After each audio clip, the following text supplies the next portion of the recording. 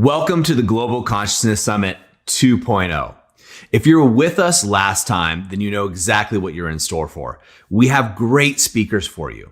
And never has there been a better time for us to come together and celebrate consciousness globally.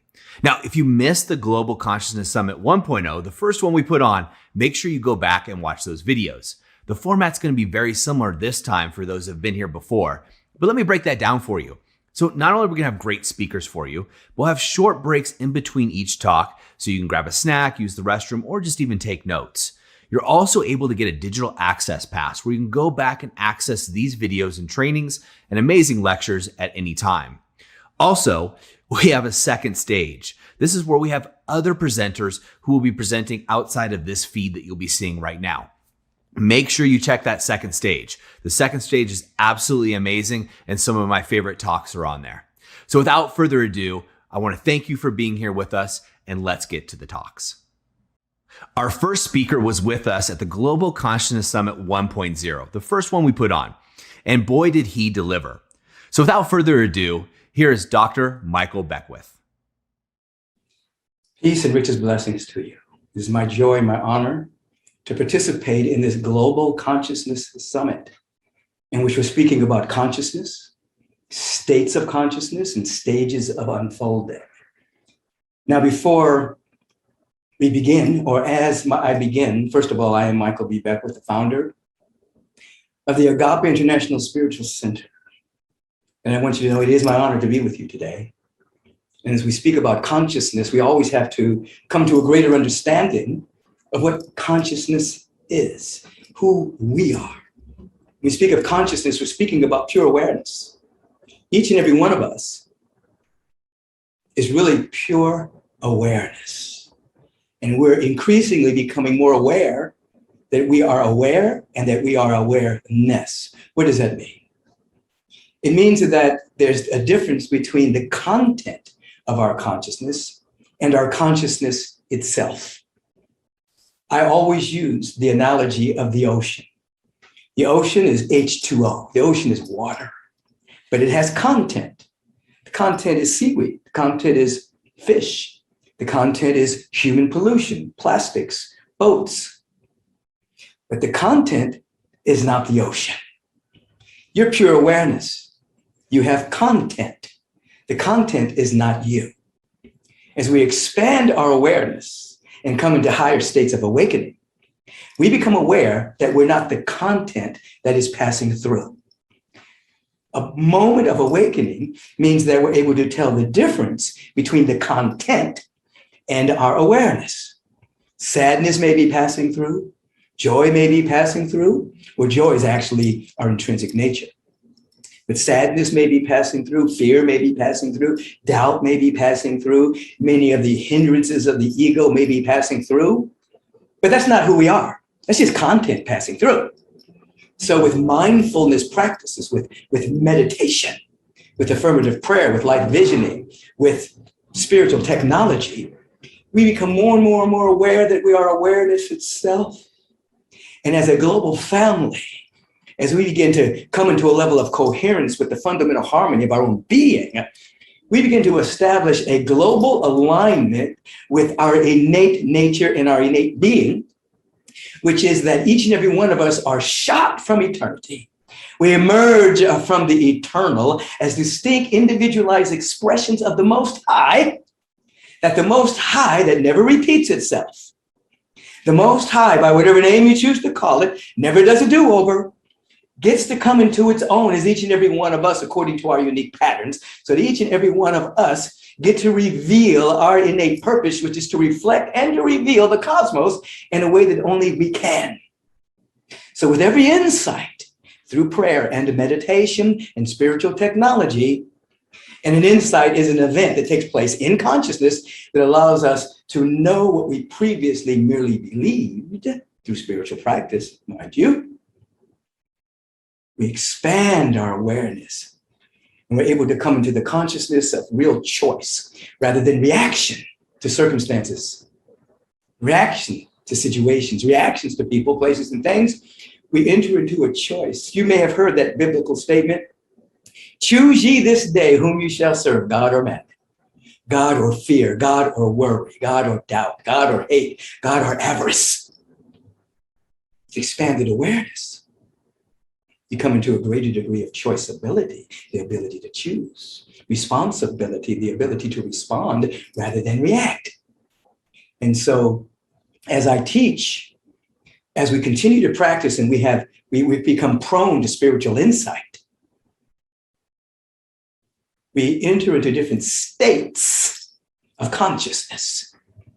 That is, we come into more of a coherence around perhaps a state called peace. Peace is the dynamic of harmonizing good. It's a state just like love. Love is a state of the presence, always giving of itself with no sense of withholding. The state of wisdom, the state of transformational knowledge, the state of joy, the state of gratitude. We come into states. And through spiritual practice, we're able to stabilize states so that what? As we are able to stabilize a state of higher consciousness, expanded awareness, then we're able to embrace the next stage of our unfolding. Remember, we are a perfect spiritual idea that is unfolding forever and ever and ever to reflect and to reveal the cosmos in a way that has never happened again. So right now, as we're hearing that siren, we choose to feel that help is on the way to whoever needs it at this particular moment. Not a reaction, oh my God, what's happening? But we choose to release a sacred and silent prayer for whatever appears to be going on in someone's life. So we are responding through choiceability, through expanded awareness. So that's consciousness and that's insight. We're prone to insight through spiritual practice. Very, very important. Now, humanity is at a point right now in human history where there's an old paradigm that is dying and a new paradigm that is emerging. The old paradigm of might makes right. The old paradigm of he or she who has the most toys wins the game. That paradigm is dying.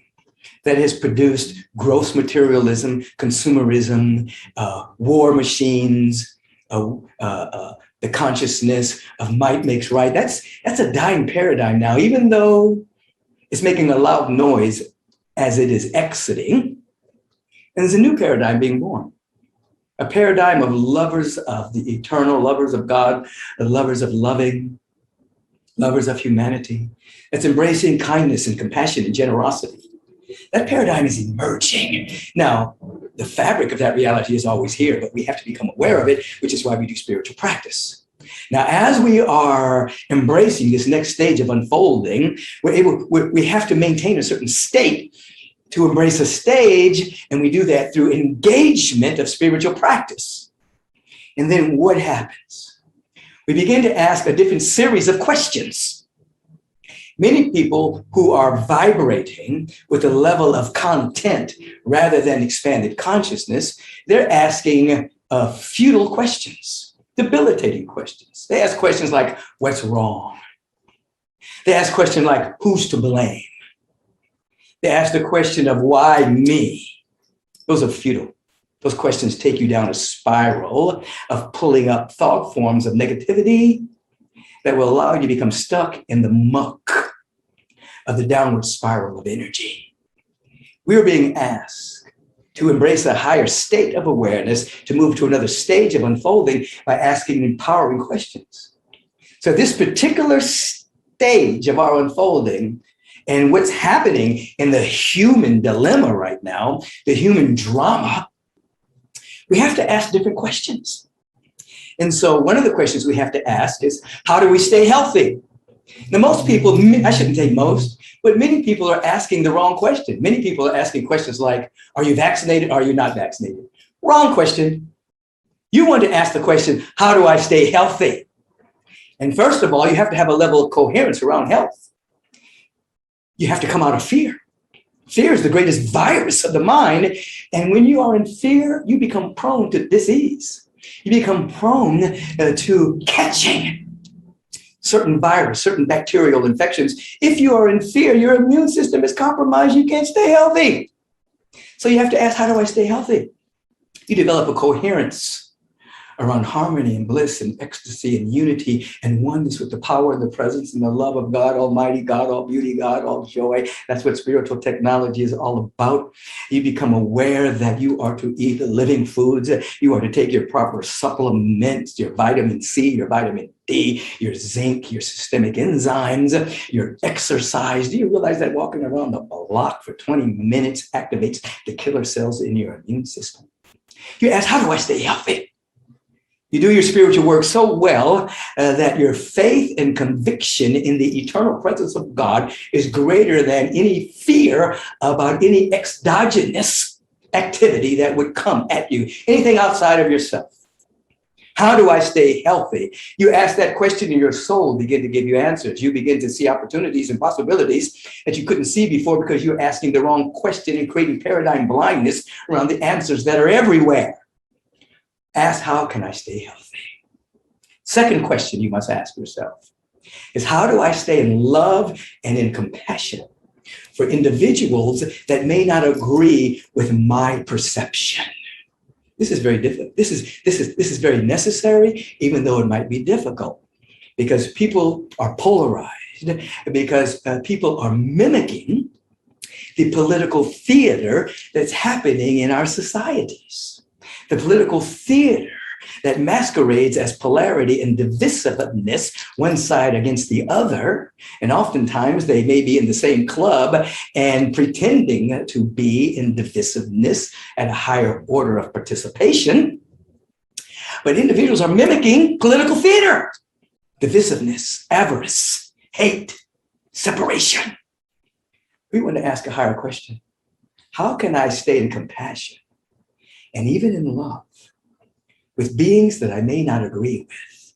Why is that important? Because we cannot birth the next stage of human unfolding in hate, in avarice, in unforgiveness, in blame, in shame, in separation. No, the beloved community, the blessed community, the golden age is going to be birthed out of a field of love, out of a field of peace, the dynamic of harmonizing good, out of the field of compassion, out of the field of generosity, out of the field of forgiveness that allows for the paradigm in which we are living to be a starting point for the birthing into another paradigm of unity and oneness with each other, so that we're literally and vibrationally living in the next stage of human unfolding even before it physically manifests. Even before it is visible to the physical eye, we're living in the frequency of that dimension, even before it happens. This is one of the reasons why you pray. This is one of the reasons why you meditate. This is one of the reasons why you engage in the life visioning process. This is one of the reasons why you hang out with high-minded people, stay out of inane conversations that would lead you down the pathway of gossip, lead you down the pathway of putting people down, leading you down the pathway to mediocrity. No, you want to no longer hold hands with mediocrity. You want to hold hands with excellence. You know, I've often taught that mediocrity attacks excellence. Now, why do I say that? Because as you begin to do your inner work so well, and you begin to break free from the paradigm of mass consumerism, materialism, separation, fear. You come out of what has become normalized in our society, and you begin to step into a different frequency. And when you step into a higher frequency, you're no longer a neutral being. You don't fit in the prevailing paradigm. And you might even be attacked because you're no longer walking in fear and doubt. You're now walking in a rarefied atmosphere of a dynamic peace. Mediocrity attacks excellence. You know, I was listening to a podcast recently. It was a sports podcast, but this is very important. And the different commentators were talking about the fact that there was this poll about the most hated athletes in the world. The 50 most hated athletes. And then they were basically talking about the top 10, those who had made the top 10. And they were announcing who were the top 10 most hated athletes in the world. And I thought it very interesting that the top 10 athletes that were on this poll were all of those that either won multiple championships, multiple MVP awards, or at the top of their game. The most hated athletes were not the athletes that were sitting on the bench. They were not the mediocre athletes or the average athletes. They were all the athletes who had made a great difference in their sport. And I thought to myself, why are the best athletes being hated? Because when an individual rises into a level of excellence in whatever field it is, they seem to be attacked by mediocrity. People will begin to look for flaws. Now, everyone is a spiritual being having a human incarnation. So everyone has blind spots. Everyone has growing edges. Everyone has places within themselves where they have to grow and develop and unfold. So if you look hard enough, you'll find something in everybody that's embryonic, that needs to grow into maturity. So it just seems that people who are stepping into a higher frequency are more scrutinized. And in this case, the top 10 athletes were also the top hated athletes. This happens in every walk of life. And I'm saying this to say to you that when you begin to break free from the lower frequencies of the paradigm that is normal in our society right now, the normal to be a hater. It's normal to hate those who don't have the same perception as you. The internet has been turned into a hate-sphere where people, if they don't agree with somebody, even if it's a kind of music, they hate them. They say all manner of negative things about each other. People are lowering their frequencies and hating and disparaging individuals that they have a disagreement with. The question is, how can we stay in love with individuals? How can we be in compassion, have a level of kindness and even patience with individuals that we might not agree with? Now, if you take that charge on, you will eventually vibrate at a state called love. The harmonizing generosity of the spirit that doesn't have any withhold. Now, unconditional love is not something you achieve. It's something that's activated within you as the hindrances are dissolved, you see. And we don't add anything to ourselves. We don't add things to ourselves. We actually eliminate that which is preventing us from seeing reality. Most people don't have a direct encounter with reality.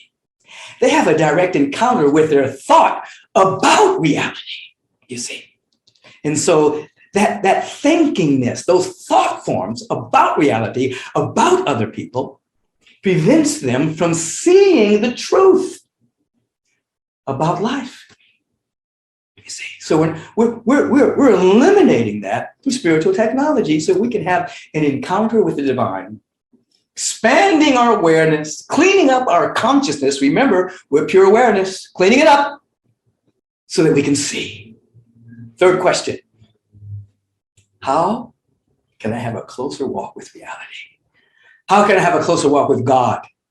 How can I have a closer walk with love intelligence, love, beauty, intelligence? How can I have a closer walk, a divine realization with my oneness with the presence that is never an absence? How can I have a closer walk with that? How can I come into a level of coherence with fundamental reality? Now, that's the question we have to ask. We're talking about global consciousness and a global consciousness summit. If you really ask that question with sincerity, you'll be led down the corridor to your own soul. You'll discover your luminosity, your luminous being. And you'll begin to see that light is not a train coming on the track to get you. That light is your own being, you see. You might be temporarily blinded by that light, meaning your ego may be blinded to the new paradigm. But as you continue to embrace and sustain the next stage of your unfolding, you become acclimated to a whole nother frequency. And you begin to see differently. You'll see life the way it really is, not the way you've been taught, not the way you have been seduced, provoked, or intimidated into believing. You begin to see. I'm thinking right now of Ralph Waldo Emerson. It is said he walked with a lesser light. Kind of an awake being. And as the story goes, he contracted tuberculosis. And by all means that he knew about, he sought to eliminate tuberculosis from his body temple, but to no avail.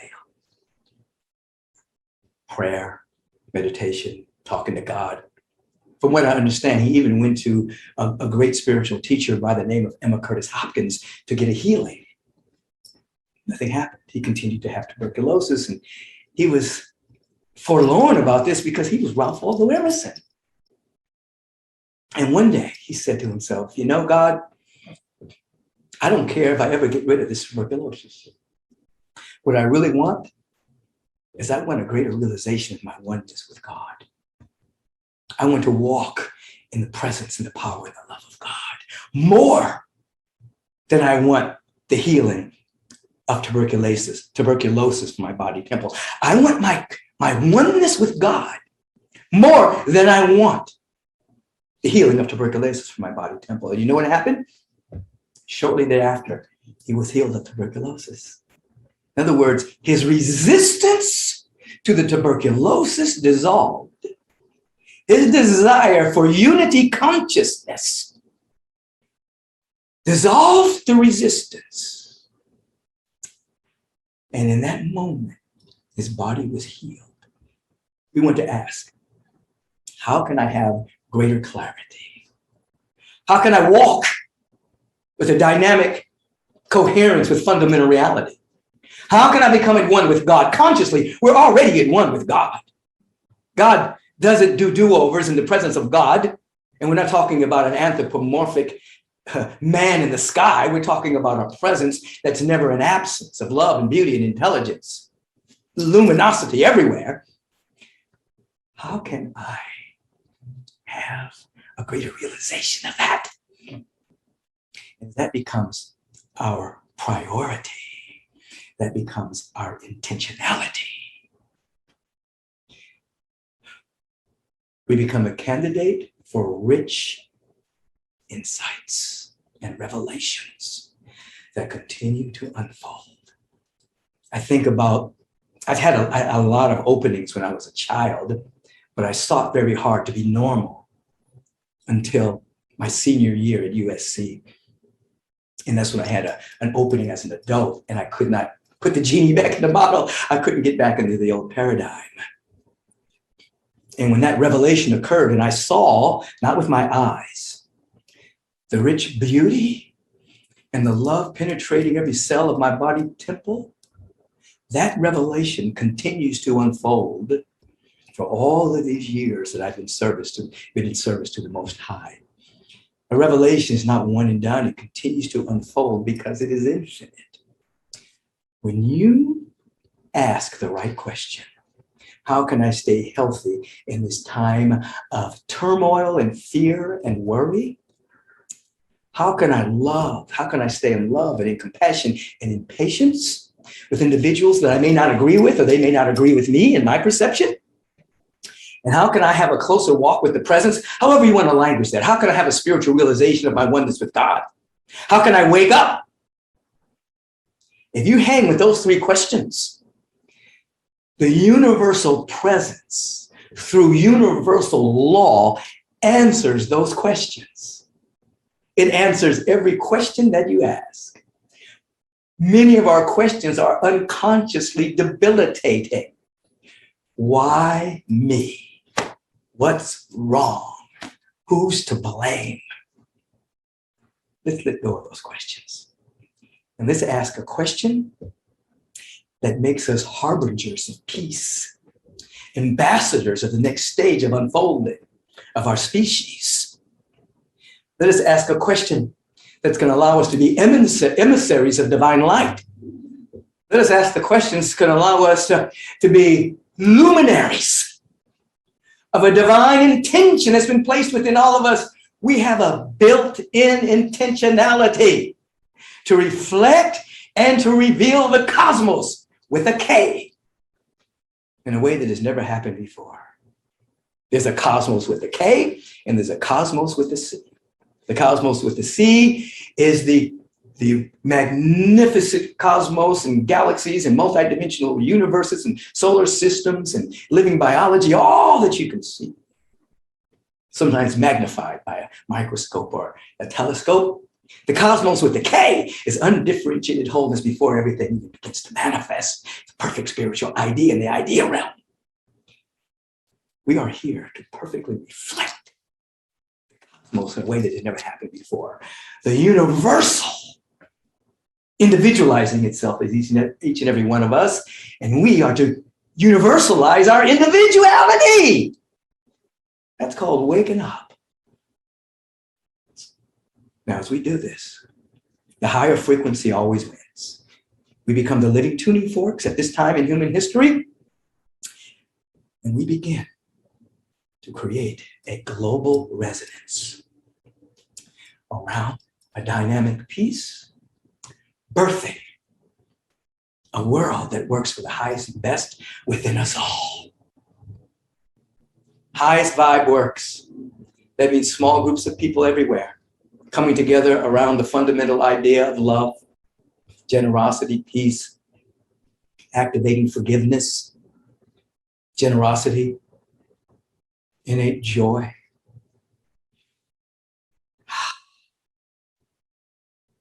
One by one, 2 by 2, 10 by 10, exponentially expanding our awareness that we are awareness, increasing our choiceability, choosing this day that we shall serve the presence that's never an absence. We shall be the ambassadors of the next great spiritual impulsion that's trying to happen on this planet at this time in human history and beyond. Global Consciousness Summit attendees, you've been given a charge to remember your pre-incarnational choice. You chose to be here this time in human history where the old is breaking up and the new is being born. You have to ask yourself, how am I participating in the unfolding of the next stage of human evolution and unfolding? Dissolve your fear until it transmutes into excitement. Dissolve your excitement until it transmutes itself into enthusiasm and feels one with God. Let that enthusiasm bring you to a sense of oneness with the presence. That's never an absence. I know you can. I know you will. I know you are able, because somewhere within your being, something within you said yes to being a part of this rich, vitalizing, healing, transformational, energetic global summit. Your body, being a filament of light, is changing. The chemicals are changing from toxic to tonic. Your immune system is becoming more balanced and whole.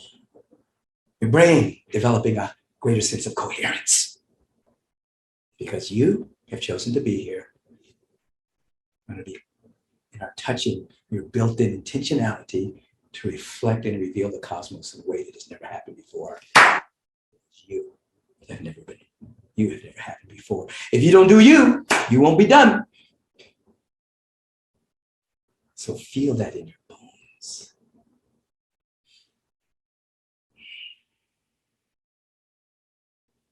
Give thanks. Come into a state of gratitude with me. Enter into this prayerful moment with me right now. As we allow ourselves to be lifted in gratitude and thanksgiving and appreciation for anything at all in our life, that our perceptual windows may be cleansed and cleared, and we may begin to see that there's a presence that is everywhere, it is fullness, and that by means of us wants to know itself as each and every one of us, that we may feel in this dynamic recognition our oneness with the presence of God, and know that the very word that is being spoken is the vibrational frequency of wholeness. I speak this word for each and every individual in attendance virtually right here and right now, knowing that where they are, the fullness of life is. And this life is coursing through our spiritual veins, allowing for insight and revelation of divine wholeness and wellness and well-being.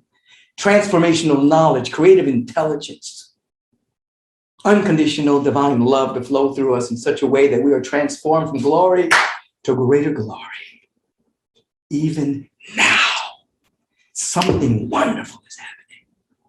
We feel this in our bones, which are the tuning forks of the body temple. And we walk in resonance with the next great impulsion of humanity.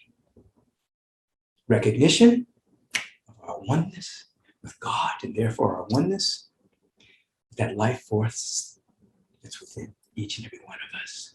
I give thanks for this and allow it to be so. And so it is,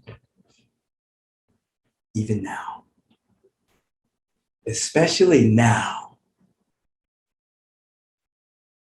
So be it. Amen. This is Michael Beckwith saying, God is blessing you.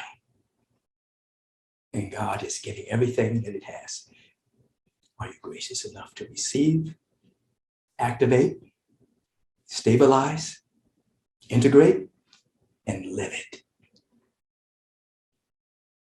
I think you do. And I think you will. Peace and blessings.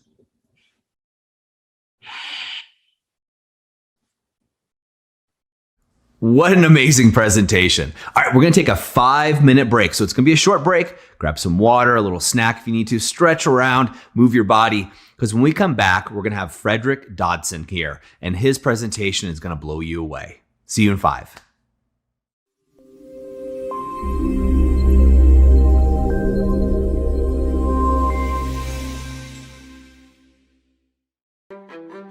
Our world is what we perceive. There's an inevitable stress buildup we all feel more than ever in this connected world. A world in which, ironically, it's become rare to experience real human connection. The world is a stressful place, and the way that most people experience the world is as a series of different kinds of stressors in all different areas of their lives. And while that's how they experience it, it doesn't have to be that way.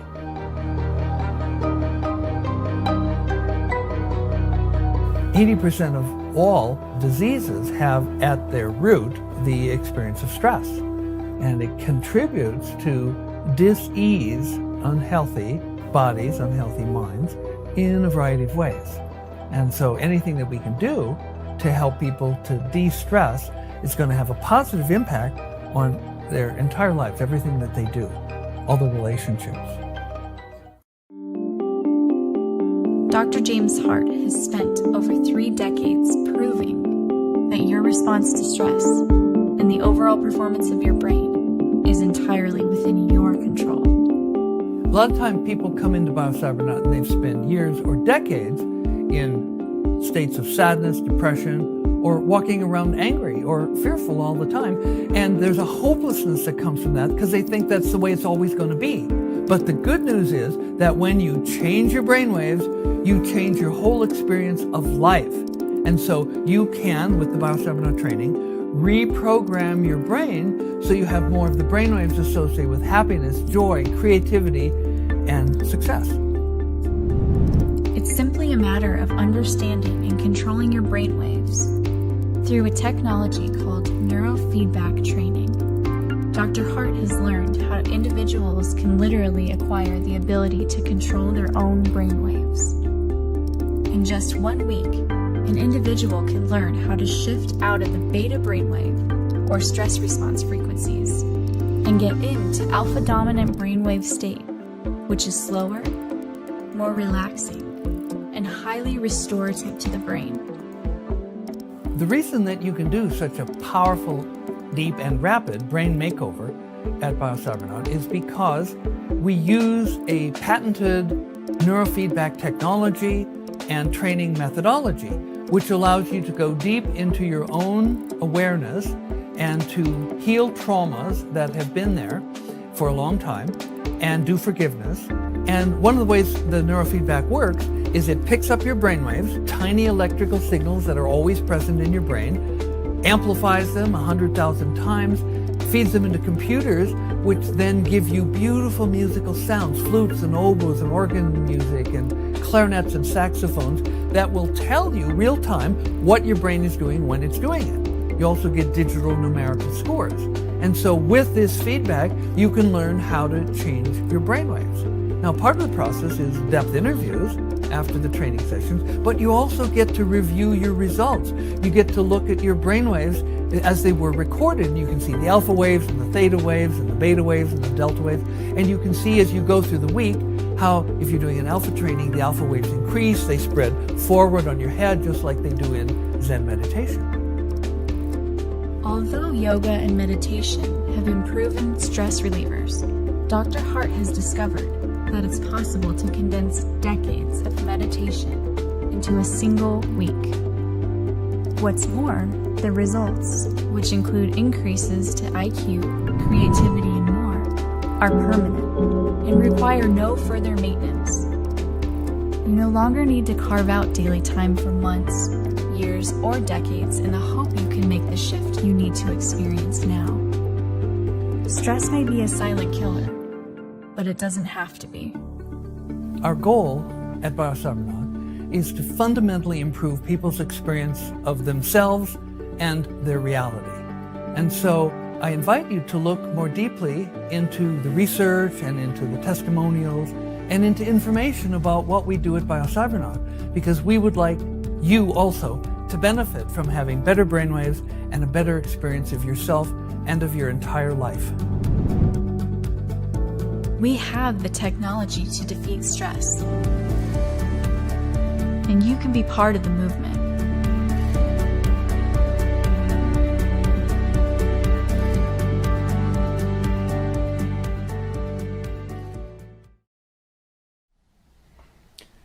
Have you ever imagined there's many different versions of you, parallel universes of you, and many different versions of the neighborhood you're in, many different versions of the world you're in? Have you ever imagined parallel worlds? I've taken this idea of parallel universes and I've applied it to personal improvement, self-development, because merely knowing that there's a better version of you, you tend to gravitate toward that better version. In other words, if you show your subconscious there's something better, you don't settle for less, you don't settle for who you are now, there is something better. There's a version of me in a parallel universe who's even more successful, even more bright, even more happy. Just showing yourself that helps your subconscious move and act in that direction. You see? So regardless of whether the theory of parallel universes is true or not, the idea is immensely valuable for your self-improvement. Allow me to guide you through a simple exercise that is not actually in this book, but based on ideas from the book, that'll help you experience the next higher version of you, as I call it. Okay, so take a piece of paper and a pen, if you will, and have two columns. One column says my lower self, the other column says my higher self. Could also say when I'm in a bad state and when I'm in my best version.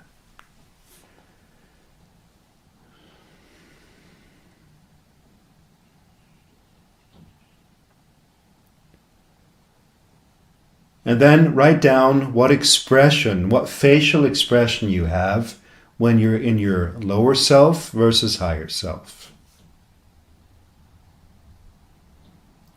So my facial expression in my lower self is usually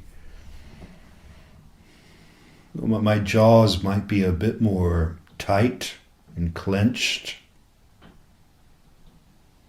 My eyes might be a bit more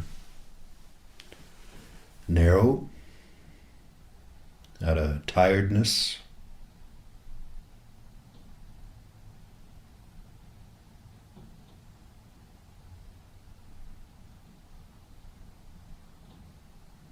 And in my higher self, my pupils are probably going to be bigger. I sometimes have this slight smirk.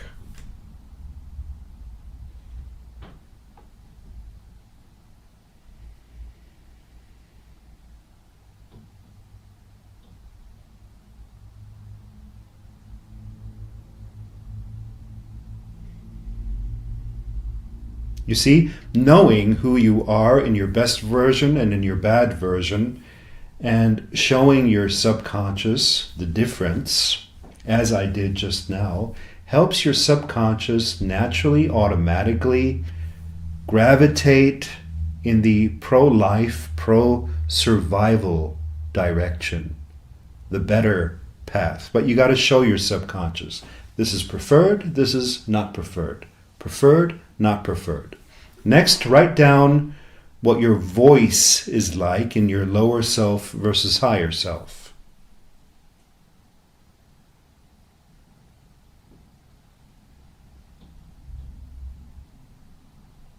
So when I'm in my lower self, my voice is usually, well, it's a bit more,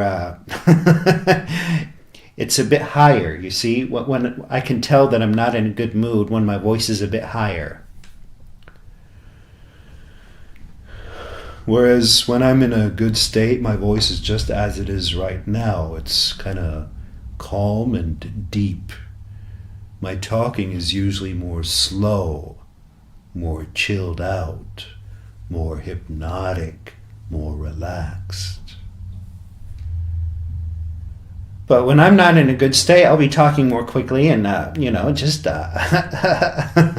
not that bad. I'm exaggerating, but it's good to exaggerate. It's good to show your subconscious.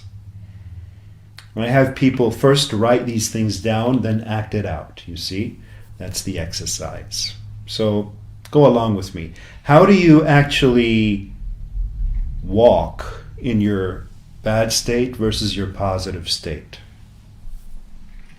Does your walking change?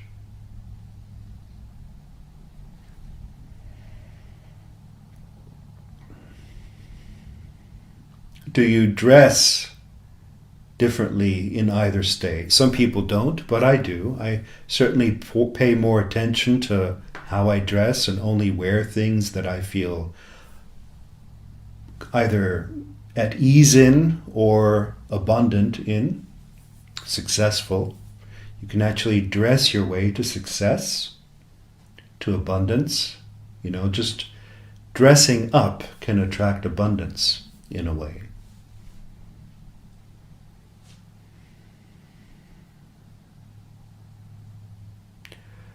Are there certain interests and activities you prefer in your low state versus higher state?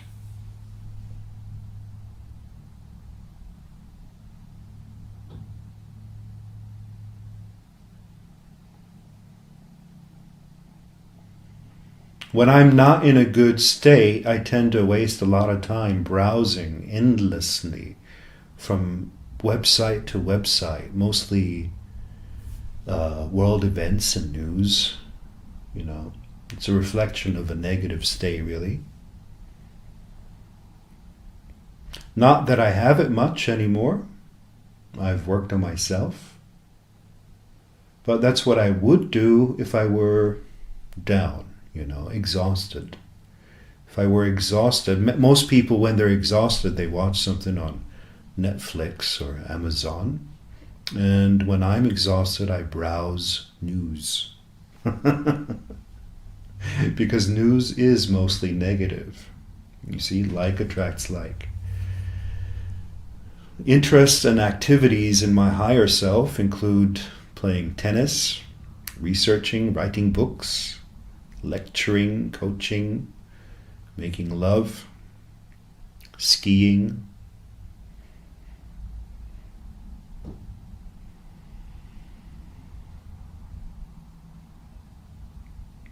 Are there typical websites you visit in your lower self versus higher self? Are there typical foods you eat? I'll let you do this exercise while turning off this program or later. I'm just going to go through the list quickly. Certain thoughts and emotions you have, a certain sense of time you have in a low state versus a higher state, a certain body posture, certain gestures. And you can expand the list. There's so much more to feel, see, and say about your lower self versus higher self. Certain beliefs you have, certain people you hang out with when you're low versus high. Okay, and then once you've written all of that down on your own, the next step is to actually act out each of these things, to alternate them.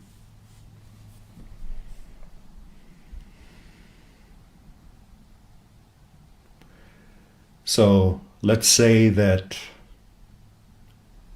in my lower self, I'm afraid of public speaking, as right now, and in my higher self, I'm fine with it, as right now. So I'd act each out. I'll show you this for a moment. So I'd act out my lower self, which is kind of fidgety and fidgeting and unaware of movements. So, hi, my name is Fred Dotson, and I'm the author of a bunch of books, and this is one of them. And then I'd stop that, and I'd act out what I prefer, who I prefer to be. Hello, ladies and gentlemen. My name is Fred Dotson. I'm glad to be with you. Glad to have the opportunity to share with you something that I know, something that I've been teaching. And then I'll go back to the other side. I'm really nervous. Now it's acted, but I used to do this for real, way back in the day, 20 years ago, okay? In order to overcome it. So nervous, I don't know what to say, I don't know what to do. What are people going to think of me? And so, hello, ladies and gentlemen, happy to be here. Super duper excited about sharing these awesome tools that'll totally transform everything in your life. I mean, do you know how awesome this book can be? I didn't know it's as awesome as it is. I wrote this in 2006, long ago. Recently, I flipped through it, and I'm like, wow, did I write this? Was this me? Must have been another me. I don't even remember writing some of it. Beautiful. So I'll alternate back and forth several times, could be 10 times, 20 times. And I sometimes do that in coaching.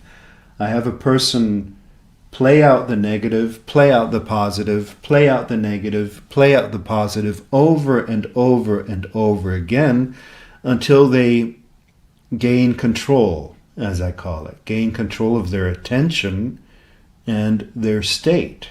Because the whole problem is that the state comes up automatically. It's outside of their conscious control. That's why I have you consciously create it. You see? Say you automatically eat certain foods all the time. So I'll have you intentionally eat that food, and then I'll have you intentionally drink water instead, or have some positive alternative, And I'll say, okay, now go to the fridge, grab that food and greedily stuff it into your mouth. Stop. Now instead, when you're hungry, go have some water. Bless the water. Drink it. Thank you. Now, again, go to the fridge, get the food, munch on it, stop, get the water. And I'll repeat that over and over. It's called alternating. I also do this with beliefs and thoughts. So I'll have you think the negative belief, then the positive opposite. Go back to the negative, positive, negative, positive, negative, positive, negative, positive. Longer, of course. It's like turning a light switch on and off. And the more you do that, the more you realize it's in your power. You've regained the power. It is in your power to switch things on and off, to start things, to stop things. In fact, let's try it right now. Think of something that bothers you.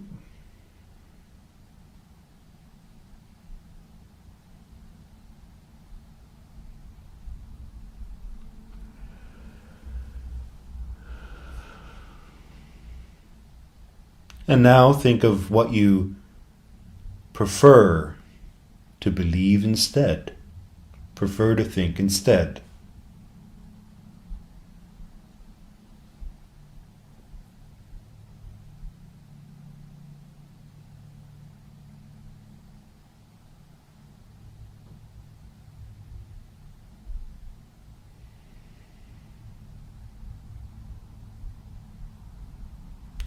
And then once again, think of the thing that bothers you. Confront it, don't resist it. Allow it.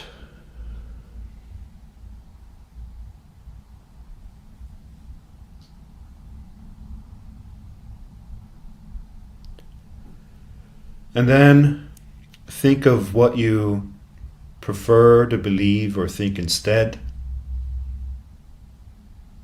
Visualize it or remember or feel. And instead of just thinking it, we'll try a little bit of parallel universes here. Imagine there's a version of you who's already on that timeline, already in that reality. The wish is already fulfilled. And that person has a different past and a different future. Imagine going into that person's body, seeing from that person's eyes, seeing things from that person's perspective, the person for whom this wish is already true. Which is much more intense than only thinking it. I am the person for whom this is already true, have been, will be. New past, new future. Use your imagination for this as best you can. It's probably new for you. Just do your best.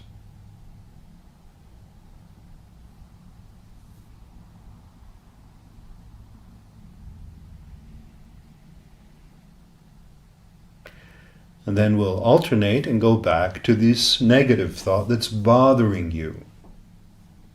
And the trick here is to allow that thought to be there, not to resist it. Because if you resist it, it will persist. You want to integrate it. You want to allow it to be there. You want to welcome it. That thing that bothers you, you just want to welcome it. And in spite of having that problem issue, you're able to shift your attention back to what you really want. Shift it back now to what you prefer. And instead of just looking at what you prefer, put yourself inside it as if what you prefer has already come true and has already been true for some time. It's not a fantasy. Make as if it's a memory. And notice how you feel when you do that. The relief you feel that it's already true. And it is true in consciousness. If you can fully identify with something, it's true in consciousness.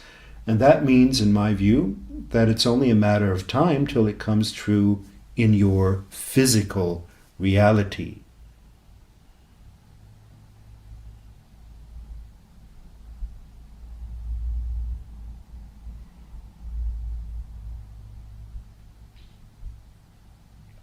You see, now I've shown you quite an extensive exercise. You can let go now. If it's already true, you can let go. You don't have to keep focusing. Leave it to the universe. Leave it to your subconscious. So that's quite extensive. You have your list of lower self and higher self. And then I'm asking you to alternate each of those. And the ones that are most important to you, I'm asking you to go into them as if these wishes are already true, as if you are already that. And just that practice alone, in my view, is more than enough to put your life back on track, back on a good track. So that builds in you an awareness of who you would like to be, who you don't want to be, the ability to shift between the two, to recognize them in daily life, and to start developing the self you prefer. You see, that self that you want to be someday, you got to bring it into the now. You can be that self today already. That's the whole summary of my teaching. Whatever you want to be, bring it into the now. Ask yourself, who would I have to be today to easily attract the things I prefer? Now that is a powerful question. Who would I have to be today to attract the things I prefer? My name is Fred Dotson. My website is realitycreation.org. And I wish you a most wonderful life. Another great presentation. And if you like that one, Frederick actually has 2 other presentations for you, so you can go deeper dives into other material on the second stage. So make sure you check that out. Now we're going to take yet another 5-minute break. You know how short these are going to be, but I really encourage you to move your body, right? Let energy come through you. And when we get back, we're going to talk about living and serving as consciousness. We'll see you in 5.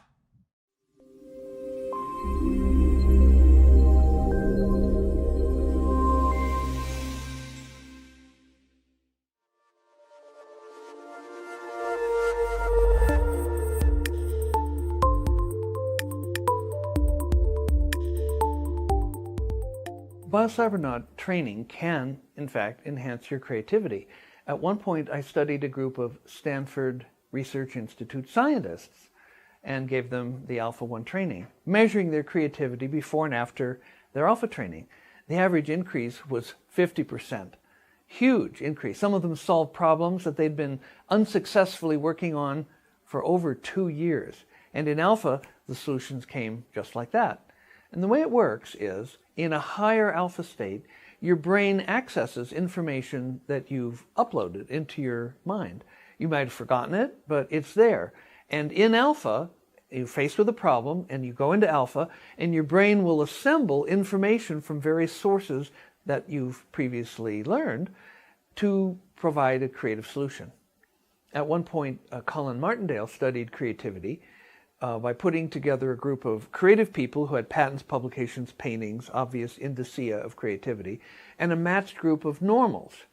And in the lab, he studied both of them, and they did not differ in their resting brainwaves. The creative people and the matched group of normals, no difference. But then he gave them problems to work on. The normals sat there in their normal brainwave state and did only as well as normals usually do on creative problems. And the creative people turned on a high alpha state in which they quickly and effectively solved the problems in a manner that distinguished them as creative people. So Martindale said, creativity is simply a matter of having the right brainwaves. And with Biocybernaut Alpha training, you can learn to be more creative.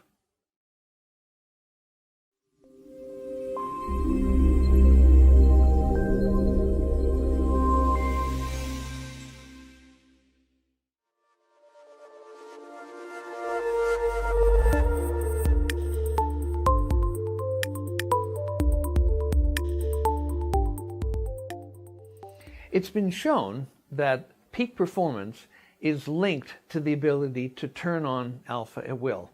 Elite athletes, whether in college or professional or in the military, peak performers, understand that the difference between winning and losing is a mental edge. The elite athletes all have strength and endurance and agility, and what makes the difference between winning and losing is a mental edge. And that's where the alpha comes in, because alpha is negatively correlated with anxiety.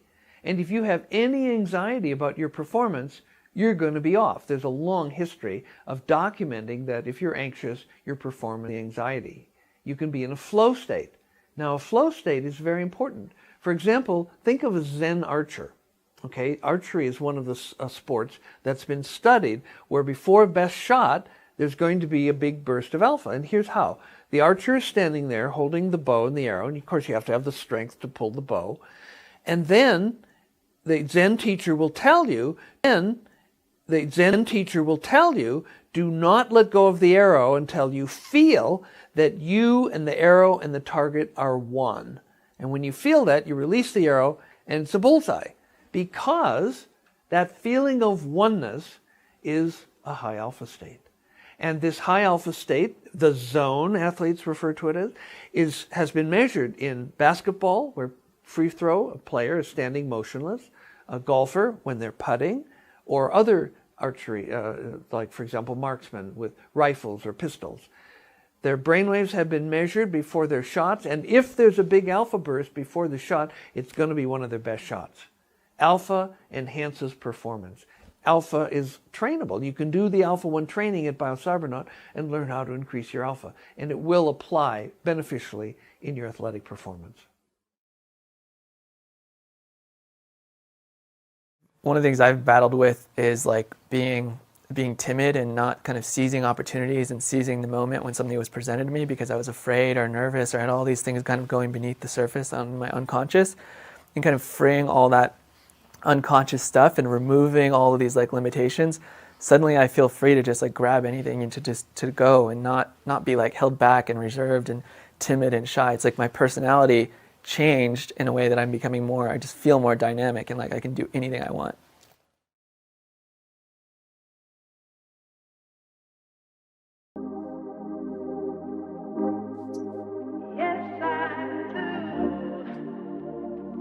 Welcome. Welcome. Consciousness. Living and serving as consciousness. I'm going to be speaking to you about creating a new perspective about consciousness, about your consciousness, a new relationship you can have with your consciousness. To take ownership of your consciousness, to transform it however you choose. With our consciousness, we create, we manifest, we create our life through thoughts, feelings, actions, creating as consciousness. And we live as consciousness as we create in each moment. We'll be speaking about this. And then, in addition to living and creating as consciousness, we also serve as consciousness. We can choose to serve. So how do we serve humanity, the planet, our loved ones, our communities?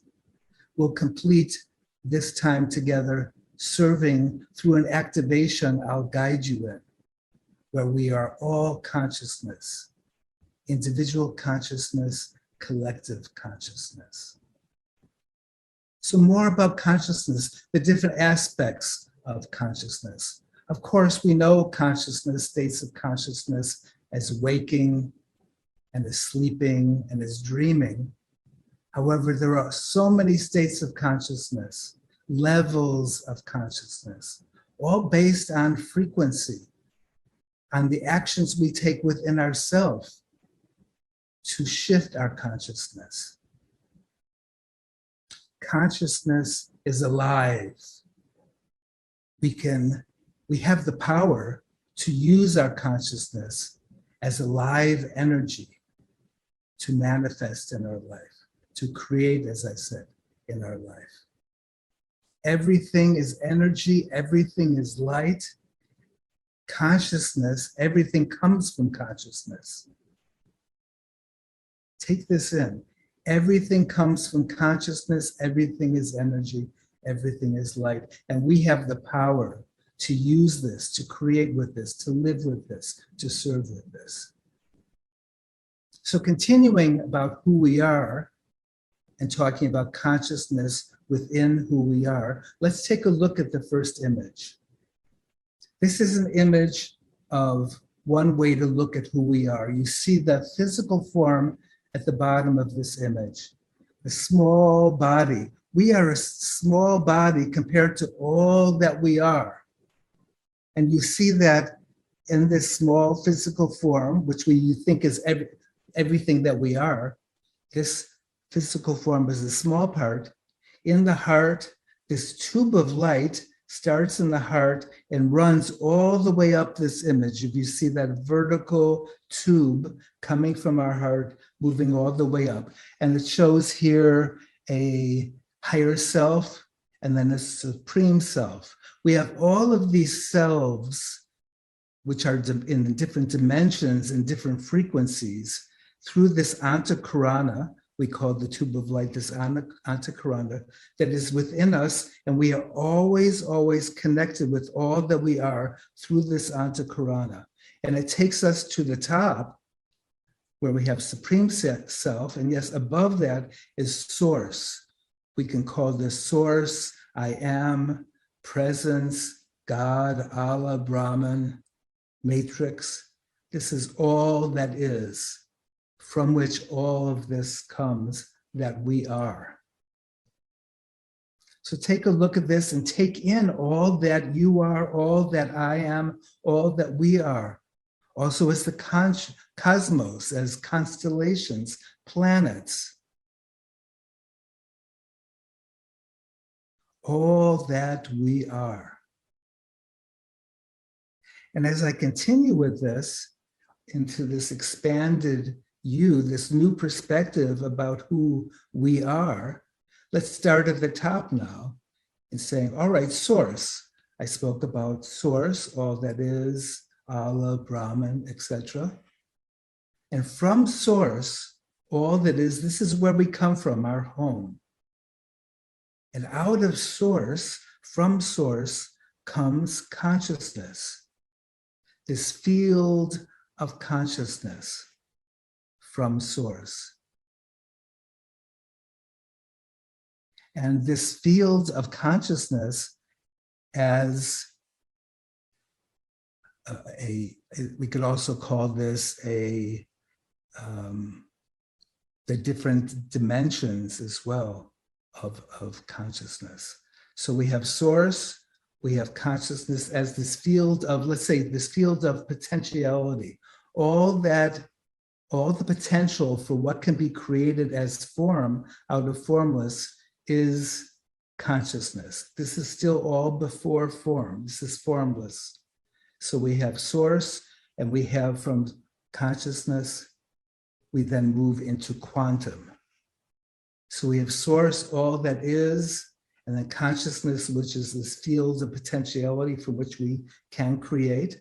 And then out of this consciousness comes quantum. Now, quantum we can use to create. We'll be getting to creativity in a second. So quantum, we can create with quantum. It takes us into the form from the formless. But before that, this quantum field, this quantumness of who we are, this leads from source, consciousness, quantum to light. Out of quantum comes light, this bright light, and out of light comes love. Light wishes to share itself, to love itself, and this is where love, the highest frequency, comes out of light. And then we have creativity. This is the creative matrix where we can create.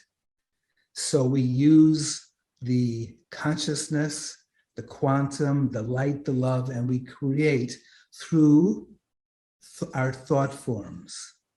So we start to move into form from formless when we have the thought forms. So think about this. Let's use our thought forms. Looking at this, all of this from source to the physical form is created from consciousness, from quantum, from light, from love, from thought forms. And we can constantly create using our thought forms to raise our consciousness or to lower our consciousness. We can also say love is high frequency, and there's a consciousness of love. There's a consciousness of fear, which is low frequency. There's body consciousness, there's mass consciousness, all different states of consciousness that we can be in, that we can be through our actions within ourselves. So let's move to the next image. When we are born, you can see this baby with all these colorful rays of light. We could say that the Elohim are the architects, the creators of this planet. And these are the colors of the rays of light of the Elohim that are radiating from a baby. The baby is coming from source, you can see here, from the cosmos. All of that light in the heart of the baby. The baby is born with all of this source, consciousness, quantum, light, love, cosmos, all of this within the baby. That's why everyone is attracted to the baby, because of the light, because of the source, the creation, the consciousness of a baby when a baby is born. Now, what happens? The beauty, the power of the light and the consciousness of the baby, then we have education, time with the family, school, the environment, and we have programming. To the next image.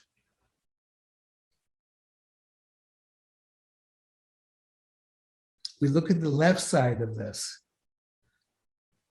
We start to learn or hear from our parents, hear from our family, hear from our teachers, friends, whoever, as we get a bit older from the baby. I'm not enough. Nobody loves me.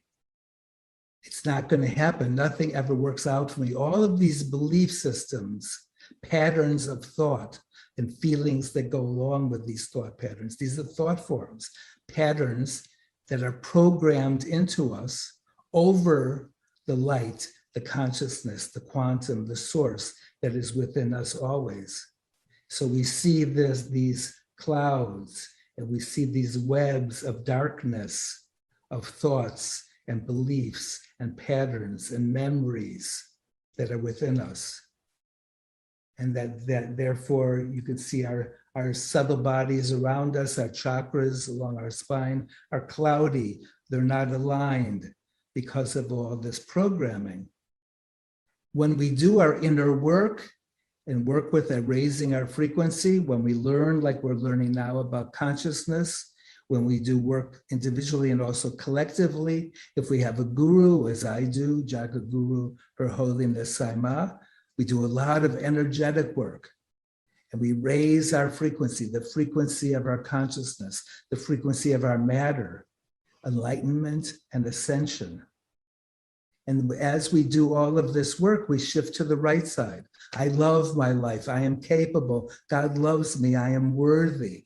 New beliefs, new patterns that expand us, that uncover all the light that we are always, as I've shown before in these other images. We are all of this, and we uncover this, reveal this, express this, live as this, serve as this, through our inner work, through teachings and practices, which we call sadhana.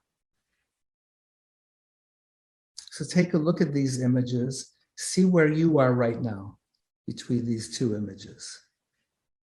And the work that you've done, I'm sure, that's moved you from the left to the right.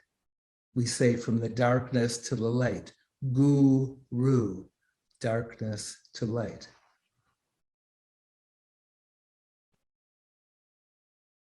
All right, now let's take a look at the next image.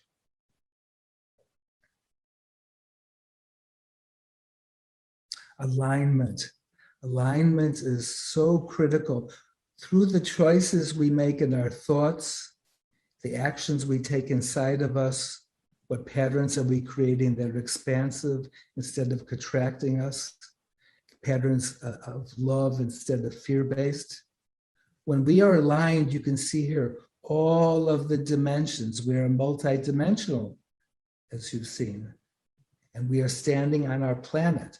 And we are aligned with the planet. We are aligned with all that we are, and all of these dimensions as all of ourselves, our multidimensionality. When we choose, choose to be aligned in our thoughts, high frequency thoughts, high frequency feelings, high frequency actions. I'm going to give you a very simple practice. We don't have a lot of time here. However, there's a centering practice where we align ourselves, and we can do this for a few seconds every day, many times throughout the day, to align. We're aligning with our verticality, our antakarana, this tube of light, our subtle bodies, our chakras, our physical form, with source and consciousness and quantum. So if you look at me now,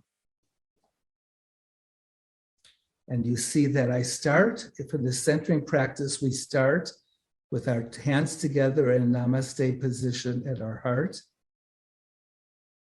And then on the inhale, we're going to raise one arm and lower the other arm, just on the inhale. So we inhale through our nostrils, and we raise one arm straight, all the way up vertically with the fingers pointing up. And the other hand is going straight down, vertical, to beside the navel. And you end up there at the end of the inhale. One arm up, one arm down next to the navel. And then on the exhale, you slowly bring both hands back to your heart. We always start with the heart, where our antakarana starts. And you breathe at the end of the exhale at the heart. Then you change the arms, rotate, do it another time slowly, and then you rotate again another time. At least three. And this is a practice to center yourself whenever you feel out of off center or out of alignment. Alignment with all that we are, so we can create, live, and serve as all that we are, in alignment. Now, life is out of alignment, in alignment, out of alignment, in alignment. So it's a practice to come back into alignment with all that we are. Let's move to the next image. So this is our DNA. Let's talk about our DNA. We do a lot of cellular work.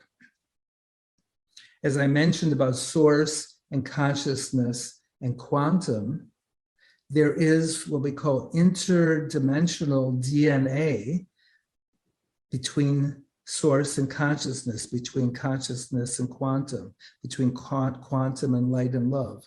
So we have this interdimensional DNA always connecting us with these higher levels in our DNA. And we can do work to focus on, call upon our source DNA within our DNA, our consciousness DNA, our quantum DNA, our quantum body, to activate this DNA that is already inside of us. We'll do some of this with the activation at the end. So we illuminate what we have within us, within our DNA, the trillions of cells, our whole physical form, and then our chakras and subtle bodies, etc. So take a look at this. We'll come back to this in meditation or activation. Breathe in the light of your DNA, this quantum DNA, source DNA, consciousness DNA. From darkness to light in our cells, vibrating, radiating, and spreading among the trillions of cells in the physical form for us to be a light body. Right, now the next image. We'll be activating this, working together in this image with this. You can see each of us as points of light on the planet. And we have a whole grid system, grids of light, vortexes of light, connecting all of us across the planet. As we raise our frequency, as we raise our consciousness, as we expand our consciousness into source consciousness, quantum consciousness, consciousness, pure consciousness, we become this bright, bright light, and we spread this across the planet. This is the work that we can do, serving as consciousness. And our final image, the bright, bright light. This is the flower of life. I also have it behind me. The sacred geometry of creation within everything is this flower of life. And the sparks of light pulsating of who we are, each of us. Say also in all of our cells, the flower of life, pulsating light, radiating across the planet, through the planet, from the planet, into the cosmos, into all the different systems and galaxies and universes. Breathe in this light.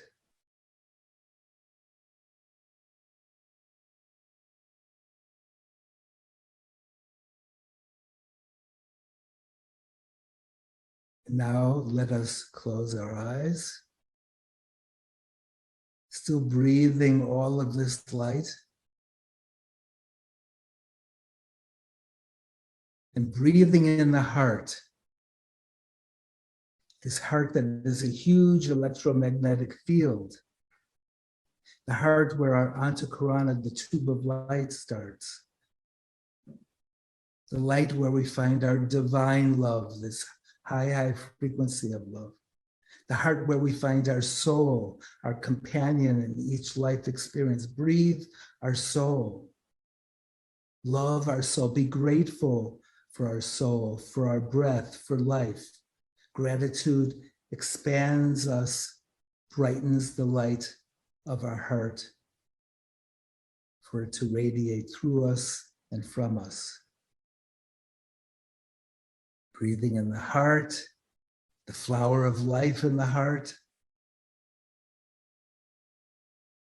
And now we move from our heart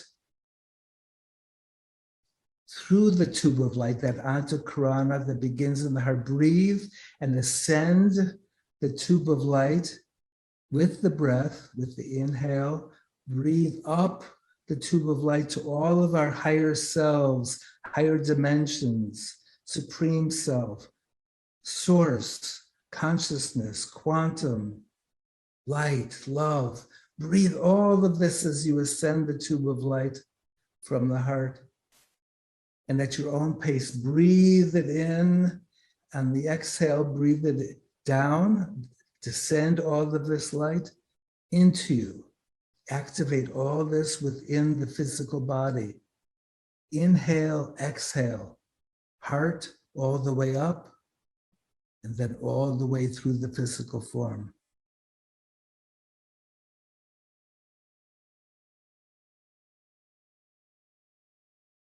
Breathe all of this light now, the power of our choices as consciousness.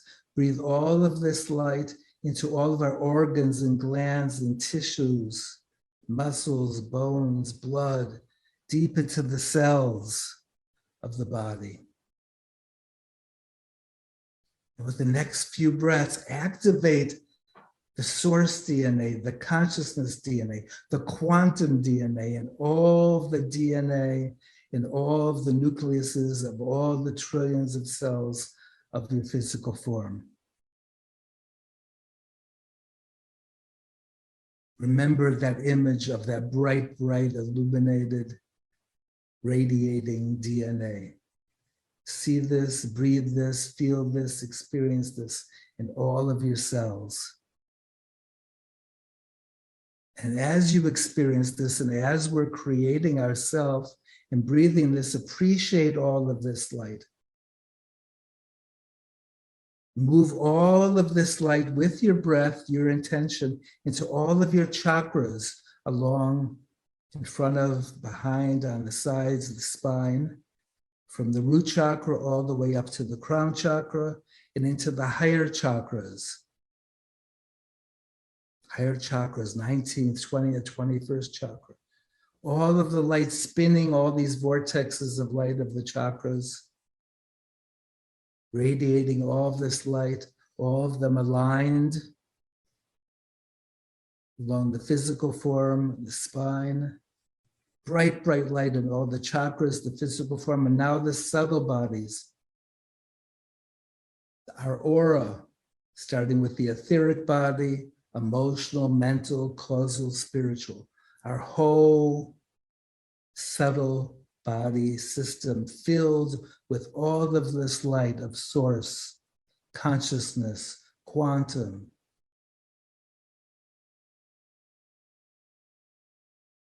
And now breathe all of us as this light. We are all of this light as source, as consciousness, as quantum, and breathe our collective consciousness as all of this light, joined together as grids, as we saw the image, all these spots of light, pulsating light, grids of light, vortexes of light, all of those attending the Global Consciousness Summit, all of us together here, joined together, serving, contributing as consciousness and spreading our light across the planet, our loved ones, our communities, countries, hemispheres, and deep into Mata Gaia, deep into Mother Earth. Breathe all of our light together as brothers and sisters and companions and partners in the grand design, creating ourselves, our planet as consciousness, pure consciousness, oneness consciousness. See this, feel this, experience this, love this. Be grateful for who we all are being together now as consciousness. Take a moment in stillness to continue to serve.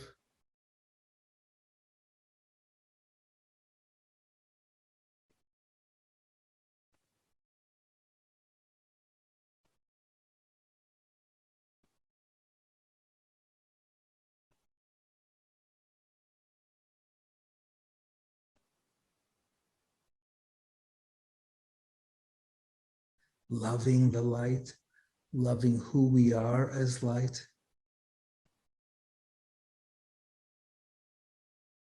Loving our life, our incarnation in order to serve now as light together. Ourselves, humanity, the planet.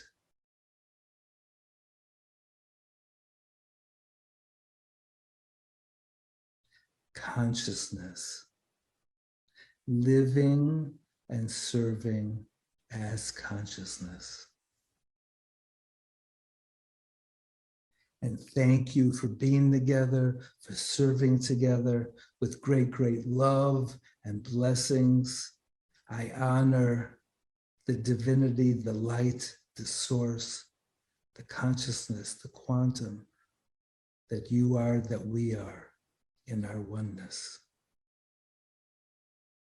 Blessings.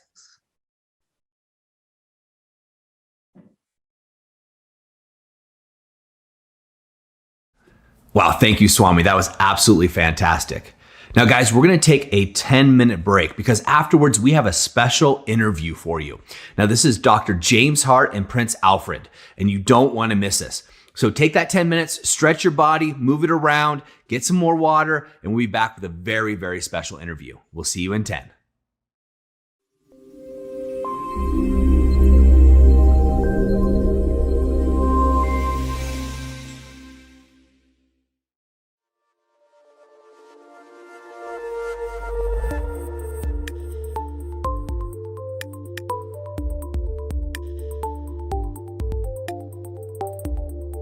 Bahasavanath Institute is an adventure.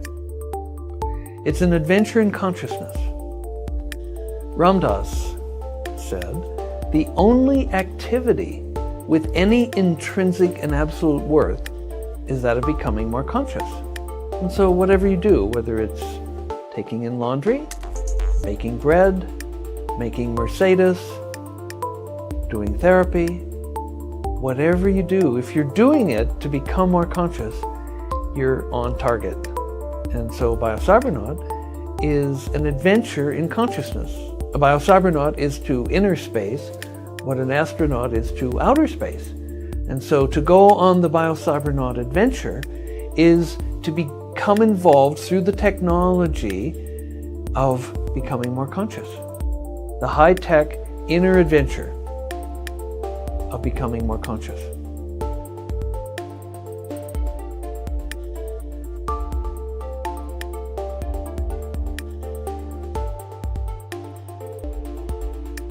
When you become more conscious, then everything in your life improves.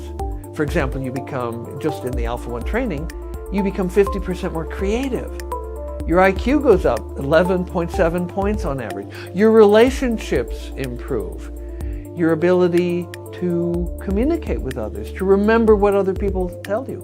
All of this goes up. And some of the effects have seemingly nothing to do with increased consciousness. When we did a 6-month follow-up on Canadian Aboriginals who had done the training, we found that they were eating about the same amount of grains and meats. They were eating less sweets and less junk food. They were eating more fruits and vegetables. They were wearing smaller clothing sizes. They were spending more on education. These are the benefits that come to people without even having to think about it as a result of doing the Biosabranaught training. Because when you become more conscious, everything in your life improves.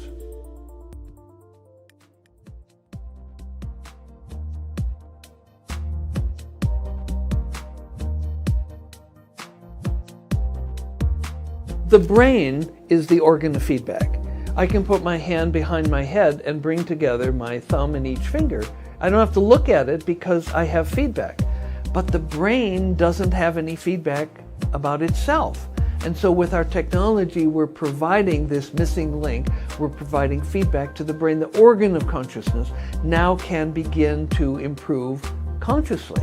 And this is in the process of producing a quantum leap in human consciousness. Now, you don't have to look very far to see crises looming. People talk about tipping points. We're talking about disasters, epidemiological, social, military, political, ecological disasters. And what's needed is an increase in consciousness. At one point, Drunvalo said that only an increase in consciousness is going to allow humanity to survive. And so we have a technology and a method for helping people to become more conscious. In just 1 week, people can develop the brainwaves, which if they were doing Zen meditation, would take them over 21 years. We know that technology speeds things up, and the time is now because it's necessary. Without an increase in consciousness, people's abilities have overrun their wisdom. People can destroy much more rapidly and much more effectively than they can create. And so by increasing consciousness, we can bring some balance there.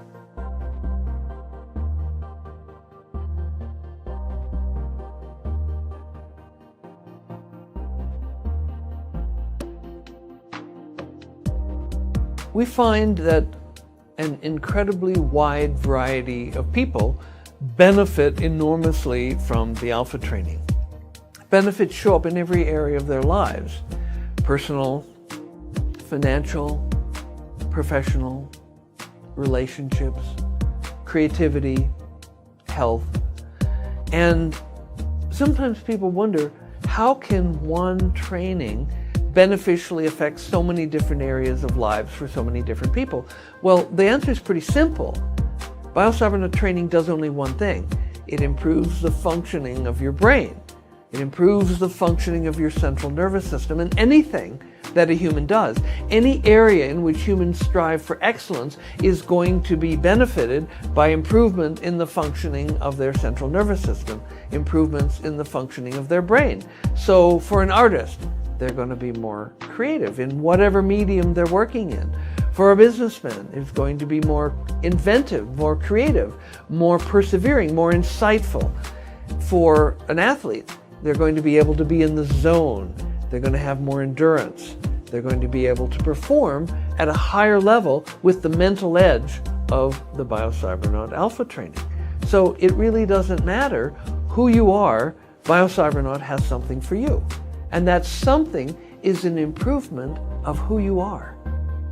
If you can remove your fears, your doubts, your anxieties, get rid of your anger, your hostility, you're going to be a much better human being. And you're going to be more effective at what you do, and you're going to have more fun in life. These are the results of the Biocybernaut Alpha training. A better you.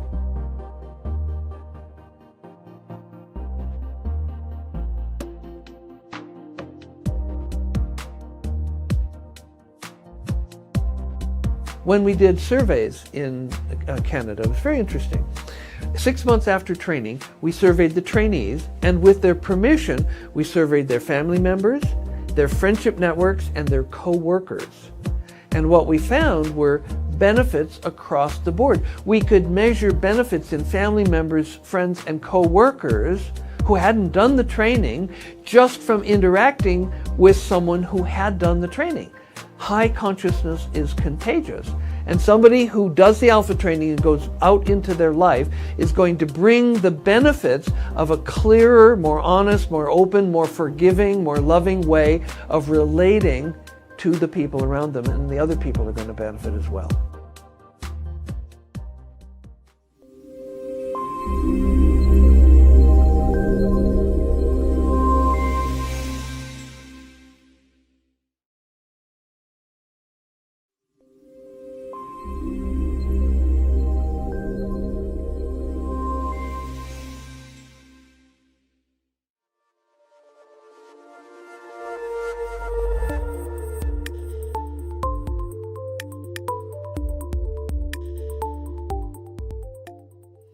It's been shown that peak performance is linked to the ability to turn on alpha at will. Elite athletes, whether in college or professional or in the military, peak performers, understand that the difference between winning and losing is a mental edge. The elite athletes all have strength and endurance and agility, and what makes the difference between winning and losing is a mental edge. And that's where the alpha comes in, because alpha is negatively correlated with anxiety. And if you have any anxiety about your performance, you're going to be off. There's a long history of documenting that if you're anxious, you're performing anxiety. You can be in a flow state. Now, a flow state is very important For example, think of a Zen archer. Okay, archery is one of the sports that's been studied where before a best shot, there's going to be a big burst of alpha. And here's how. The archer is standing there holding the bow and the arrow, and of course you have to have the strength to pull the bow. And then the Zen teacher will tell you, do not let go of the arrow until you feel that you and the arrow and the target are one. And when you feel that, you release the arrow and it's a bullseye. Because that feeling of oneness is a high alpha state.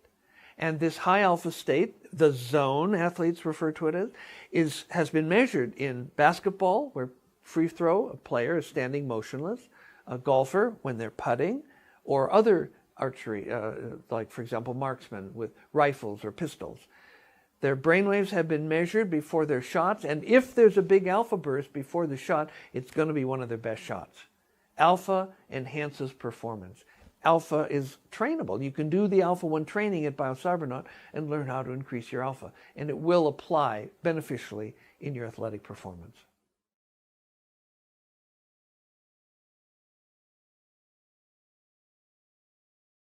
So, Alfred, welcome to the Global Consciousness Summit 2.0.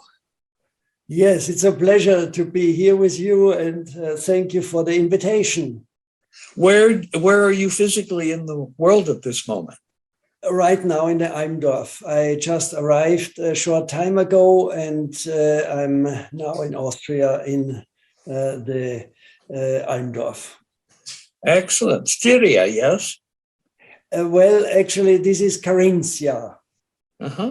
Wonderful. Well, I have looked at some of the records. You initially did your alpha training in North Carolina. I had a center in Raleigh, North Carolina in 1996. And so, and then your alpha 2, you did in the BioCybernaut Center in Bavaria. Yes. And the first time it was with Eva Chan. Yes. And the second time with Nina Roth. Exactly. So how has your life evolved in relationship to these two brainwave training programs? Well, for me, this was very interesting, Jim. As you know, I am meditating since now probably 55 years or something like this. Back then, the first time when I participated in alpha training, do you know the year still? It was 1990 or 1996. 96. Okay. So I had a lot of experience in meditation already at this time. But as you point out, so correct in different papers and research papers which you published, it's of course very difficult if you meditate to find ways to assess whether you are going in the right direction and to orient yourself, yeah. And so I think, which was not the case for me, but I know many colleagues of mine, they are meditating for 10 years, for 15 years, and they get rather frustrated because they don't get a handle on the quality of the meditation, and in some ways then sometimes the frustration creates doubts, or the doubts are creating frustration, and you don't know whether you just wasted your time. Yeah. There's no feedback. You have no feedback. That's the point. Yeah. And therefore, of course, these neurofeedback technologies, and particularly also your technology, is great, because within hours, and at least within a few days, you can make a lot of progress, because you get the instant feedback where you are. Yeah. Yes. Now, so I can really say it's a great method, and of course your specialty, the mood scales, which you keep completely secret, what is behind the mood scales, which honestly can several times a day. But also, it's quite interesting what's coming out of this. Yeah. So I think these are the two elements of your training program. I mean, the neurofeedback as such, but in combination with the mood scale, with the mood scale, it's quite a powerful tool which you developed. That I had in Raleigh, North Carolina, we did not yet have. You are a very detail-oriented and precise person, and so we went some days where there was a lot of concern about the exact definition of the words. Yes. The second time, we had German translations. The mood scales are now run in German and French and Polish and Russian and 2 different types of Chinese and Spanish. And so lots of different languages. And that's very important. When I first started doing this work, I wanted people to be able to have the same kind of transcendent and transformational experiences that I had had. But I found that the preponderance of people did not. And then I discovered that it was emotional traumas. When Flo Melchizedek did, and his wife Claudette, did the Alpha training in May of 2007, at that time, he had about 550 teachers around the world delivering his spiritual growth programs. And he said, 95% of all the people who do his work do not get the fullness of his teachings. And then he added that the principal reason was emotional traumas. Further saying that he had never found anything as powerful for getting rid of emotional traumas as the Biocybernaut Alpha training. And as you know, the Mood Scale program, which I originally wrote in Fortran and then translated into BASIC, then I hired another programmer to put it in Pascal, and now it runs in Java, has the ability to detect unconscious emotions, negative unconscious emotions, and positive unconscious emotions. And the ability to know what the negative unconscious emotions are gives people an enormous advantage in doing the work, because these block spiritual growth progress. And if, for example, there was a 7-mile-long beach and you and I knew that there was a pirate treasure buried there, and we each had shovels and we started digging, we might go some years before we found the treasure. But if we had a metal detector and we could walk down the beach until we get deet, deet, deet, deet, deet, deet on the metal detector, then we would know exactly where to dig. One of the reasons that the process is so fast, as you noted so accurately, in meditation, you don't get feedback. Now, if you persist and are lucky and you become an advanced meditator, then there are all kinds of wonderful feedback. You get celestial music, sounds, smells, yes, and wonderful feedback. But as any parent or teacher knows, when a student or a child is first beginning a new learning, almost everything they do is wrong, and that's where you need the most feedback. But in meditation, the feedback comes at the end. Yes, exactly. Yeah, it's really a powerful tool. I have to repeat myself, but it's great. Of course, you have these different levels and so on. And so there can be a lot of progress achieved by going from time to time into your programs. And I think many people are very happy with it. Well, you have spoken before the United Nations and you have won the Albert Schweitzer Award.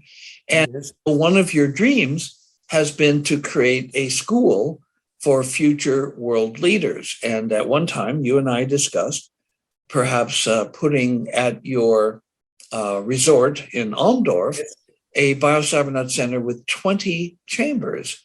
So it would be wonderful for you to have an opportunity to speak about this dream and why you think that it would be useful for future world leaders to have the Bio-Cybernaut Alpha training opportunities.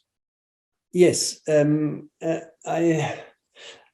let's say I would, if you don't mind, and if we have a little bit of time, I would Sure, make a kind sure. of Be at ease. Take your time. We have forever. Okay. You see, because I would like to talk with you about consciousness in everyday life. Beautiful, beautiful. And because as with many subjects, we have the science and scientists in the ivory tower, and they are researching about consciousness, but usually you don't make the connection to what it means in everyday life. Yeah. Yes. What and this, I think, is something which might be interesting in the context also of your summit, of your consciousness summit, so that it's not only scientific, but you know, we are living now in very difficult times. Yes. And I don't know how much you want to touch certain subjects of our, let's say, present time, or whether for whatever political reasons you don't want to touch. But I tried at least to let's say speak in a kind of neutral way. Yeah. So if you just stop me, or you cut it out if you don't want. Well, let's set some guidelines here. You speak from an incredible perspective on the political and global scene. Your family owns a country, and so you are a statesman. You are a respected researcher in consciousness and a recognized figure on the world stage.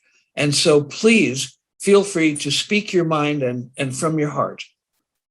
Okay, well, thank you. I mean, I just want to add my family does not own the country, but they are the ruling family in the country, which is a slight difference. Now, you see, many people today are having to make the decision whether they get an injection or not. Yeah. Now, this is something which is deeply connected with consciousness. Yeah. So you can say that if you are not aware of what's going on, if you are not aware of what it does to you, whether it's good or bad, and so on, and you are kind of spiritual sleeping, yeah, then you might think this is of no importance at all. Yeah, many people get injected or inoculated or whatever is the term, and so why not? Why should I give some thoughts to this? Yeah. Now, in last year, you know, I made a kind of scientific presentation. Yes, wonderful. Yeah, and I outed myself that I'm a lucid dreamer since my childhood. Yes. Yeah? And I explained also that that I, as a child, in my early childhood, I had extremely nightmares. This was relatively short after the Second World War, and probably in the collective conscious, there have been terrible things, out of war. Yeah. And I, in my child dreams, I picked something up. I was in the morphogenetic field of war, and so I saw killings, and I experienced that I was myself killed in some dreams, and it was terrible, and I was really afraid of going to sleep, and I always had the lights to turn on, but I knew the moment I go into sleep, it will come again. So the terrible things which I cannot bear anymore. And out of this situation, let's call it spontaneously, one night I became lucid, and I realized I'm in a dream. Yes. And this was the greatest relief for me, and with this I was able to get out of the nightmares, because then and not immediately when you realize, when you become lucid in a dream, I was aware that I'm dreaming, but I did not know what to do with it. Right. With the lucidity, but just the possibility, or just the recognition that it's a dream was such a relief for me, because then I did not take the things which happened seriously. Because, I give an example. I always helped them, people in the dream, and I told them, you run away, I stop the bad guys now. And then they said, but they will kill you. I said, no, they cannot kill me because it's a dream.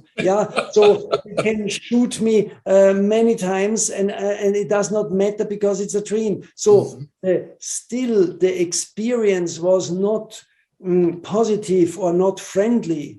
But I did not, I was not scared anymore. Yes. The fear disappeared because I laughed. I said, it's a dream. It doesn't matter if they shoot me, I just wake up and that's it. And nothing happens. So, and now in some ways we can say that humanity is in this situation. We are living right now a nightmare wherever you stand, but whether you are against something or pro something, but all sides are living in a nightmare right now. And so how do we become lucid in this daily nightmare? But in the one which is when you are so-called awake in the reality. How do you escape this nightmare? And there, you see, last year I developed a kind of distinction, a theory, that I discriminated between lucidity and self-consciousness. So usually these both terms are used kind of synonymous, but for making things clearer, I discriminated it, and I used lucidity in the medical, in the way in medicine it's used, That means if you have an accident and you come into the hospital, they check your lucidity, What are they doing? They say, do you know where you are, Okay, do you know what time it is? Do you know which day it is? Do you know your name? Do you know your identity? Do you know your address? And so on. And so they ask 10 questions. And if you can, in a satisfactory manner, answer to the doctors, then they say, okay, this guy is lucid. Yes. So, okay. But this means consciousness within a duality framework or coordinate system. You are aware where you are in time and space. Yes. Okay. So usually people call this also consciousness, but I want as I explained before, I want to call it lucidity. Yeah. Mhm. Now, consciousness, in the way spiritual people are using the term, is exactly in some ways the opposite. Yeah, because if you go in a deep meditation, in a deep alpha or delta state or whatever, then you lose the ability to know where you are. Mhm. You are not interested anymore. Let's say it's better said. You're not interested anymore where you are, who you are, why you are here,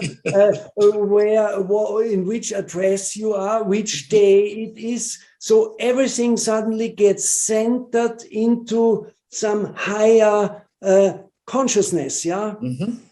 And this means you are going out from the duality, from time, space coordinates into a singularity. Yeah. Beautiful. Okay. Yes. Now, you see, therefore, I just wanted to bring this first before we come back to the nightmare of our everyday life, Mhm. because now we have to get lucid, also in the way it's lucid dreaming and the way I defined it. Yeah, you have to ask yourself in front of a decision, or if you are decision making, who am I? What I'm here for, where I'm coming from, where do I want to go? You have to orient yourself, and you have to stay for a moment and say, do I really need this for my life? Do I really want this? And what consequences does my decision have? Yeah. Genau. And this is, let's say now I've used both terms again, but this is what consciousness in everyday life means and how it helps you to cope with everyday life. Yeah. Mhm. And therefore, I think also your offer with alpha training and so on is so important for people. I mean, everybody should get a similar training because they have to wake up. They have to, you understand? Yeah, they have to wake up. They have to get clear and say, in this form, lucid. They have to get lucid. And with this, they can escape or get out of the nightmare of today. Yep. And now, of course, we want, because your question was leadership training, yeah. In particular, we expect and require this from our leaders, yeah. Unfortunately, it seems they don't have it at all. And therefore, we need a new generation and a new type, but also a new generation of leaders. Beautiful. Who are lucid and spiritual awoken. Yeah. And then they can change the world to a better, because today's leadership has brought us to a point which is, I don't know, we are at the edge of the abyss, or we are already sliding down the abyss. But it's a terrible situation, and this is because our leaders did lead us in the wrong direction, either consciously or not consciously. And again, I'm using the term also aware that. Because either they have the wrong consciousness, yeah, and they want to mislead, or they have no consciousness, they are not lucid, and they are driven by the different forces of the nightmare. And this is not good, because this is not leadership. Leaders I have an example, a story of a leader. It was a woman who was a professor at the First Nations University in Canada. Mm-hmm. Did the Alpha training. And this is about waking up.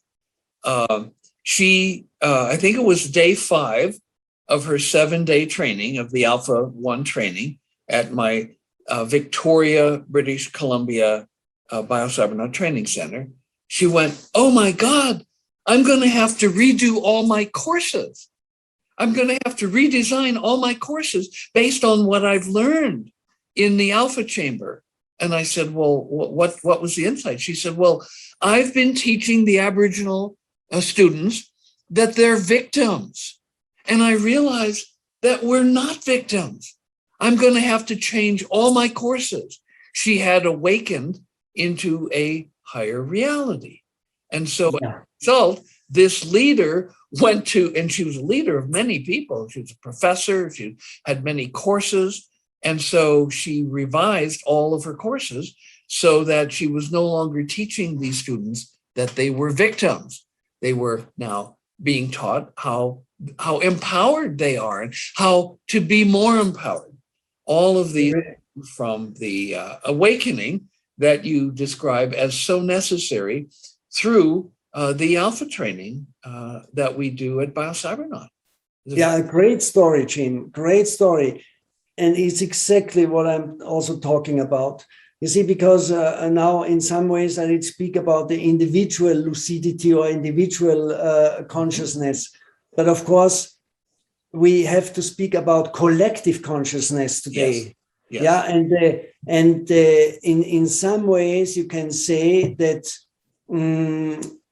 collectively we are in the victim role or in the victim mode.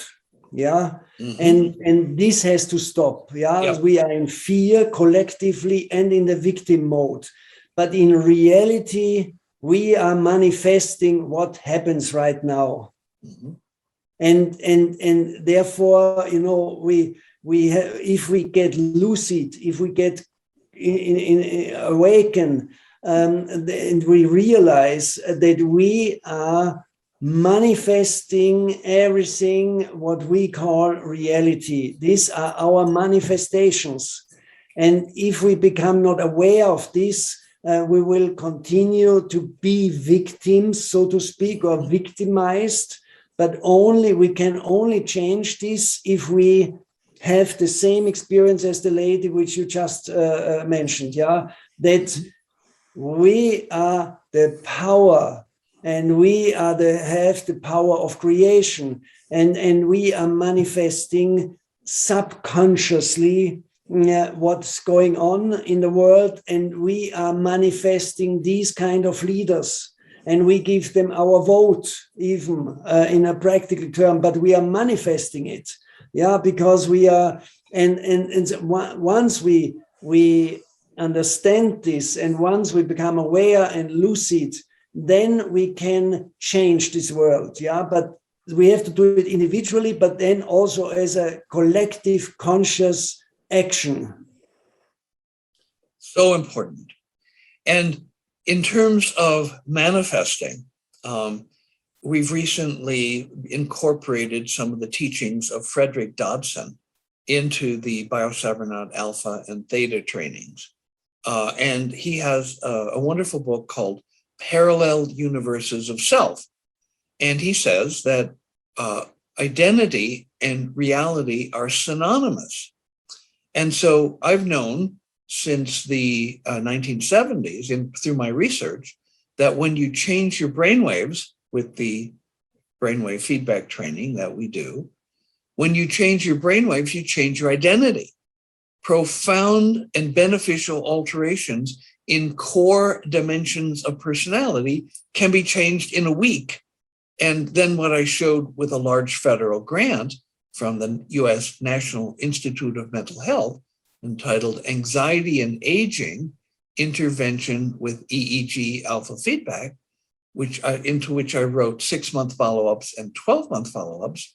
These profound changes in personality are beyond persistent, they become stronger. We had people do the alpha training with 2 measures of personality tests before, a week apart, before the training, and then repeated immediately after the alpha training. And there were profound and beneficial changes in personality. Then 6 months later, we bring the people back for retesting. And to our astonishment and delight, they were improved in their personality beyond where they were right after their training. We bring them 12 months after the training, and there were still more improvements. And so we know that we can change identity through the brainwave training. And Dodson says identity and reality are synonymous. So when you awaken, as this university professor did, to the reality of her environment, her world, then that began to change the reality. Identity and reality are synonymous. And so when you awaken and change your identity, then everything around you starts to change. And so in your school for future world leaders, you understand how important it is to have a leadership that is more conscious, more lucid. And so I want to thank you for the leadership that you provide in this realm.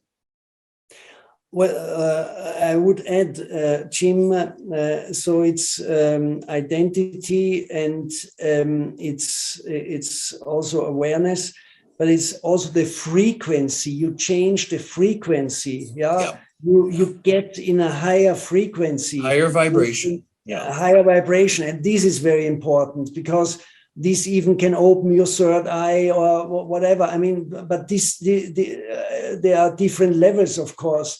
But we have to change the frequency, the dominant frequency collectively, yeah, and to raise it, of course, as many individuals are upgrading their frequency, the more in the collective pot, the average will be upgraded.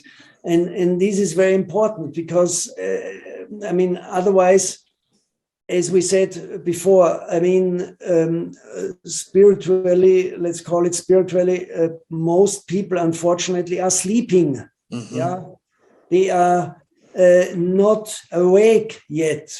And so to raise the frequency or to raise the awareness is one and the same, yeah. And this changes, of course, your identity because you understand that you are something else than just what you think that you are. Yeah, the small I will be dissolved gradually, and you become something more powerful, or you become the one at the end. Yeah. Mm-hmm. Well, you spoke of, as a child, having these nightmares. It was recently ending World War II, and you, as a sensitive and aware being, were picking up from the morphogenetic field all of these horrible things that had happened. We have learned through research done in Canada that the biocybernetic training is protagious, which is a positive form of contagious. Mm-hmm.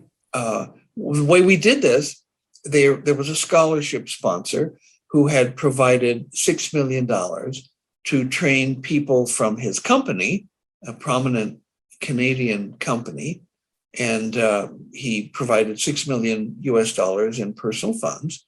And he found that the alpha training at BioCybernaut had an ROI, return on investment, of 100.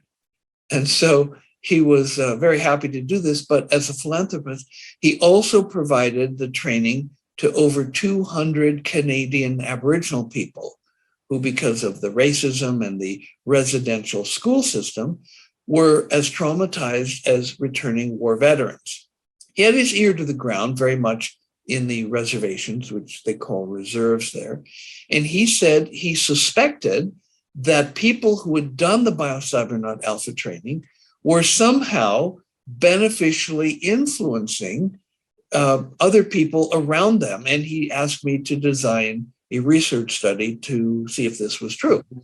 So I did. I designed a research study, and he said, showed it to him. He said, that's too expensive, and it takes 3 years. I want the answers by May.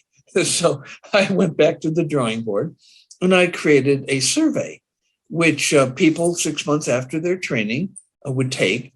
But then with permission, we gave the survey to their family members, to their friendship networks, and also to their co-workers for people who had jobs. And the results were studied by anthropologists and psychologists and psychiatrists and ethologists and ethnologists and economists.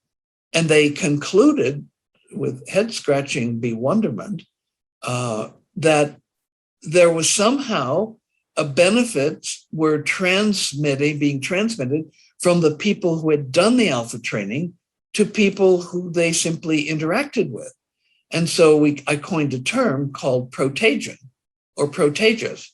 And so it's very important, as you recognize, that we start changing the morphogenetic field for people to be more awake, and so that the traumas that they've experienced can be reduced. And so that's no longer being put into the field. You as a child were picking up the traumas that had recently been experienced through World War II. And so the idea of protagion is something that we really want to discuss and see how to maximize it. We're beginning a new research study to see what are the mechanisms of the transmission of these benefits. Does it require in-person communication, in one-on-one? Can it work in a group? Can it work on phone calls? Can it work on Zoom calls? Can it work through text messaging? And so we are seeking to discover how to most effectively transmit through protagion the awakening benefits of the biocybernaut training to as many people as possible. Very interesting too. I add now something kind of a little bit ironic, if you want, but in a slightly different context, you call it today shedding. Do you know what I mean? Shedding, I do know about shedding. Yeah. You know. Yeah. So it's not a good influence. It's not a good influence, but it's let's say also a distribution of let's say the vaccination, yeah, but also the transmissive vaccination, yeah. Of course, you know, as they do it since many years, at least in the zoological field, yeah. You know, I mean, that for instance, they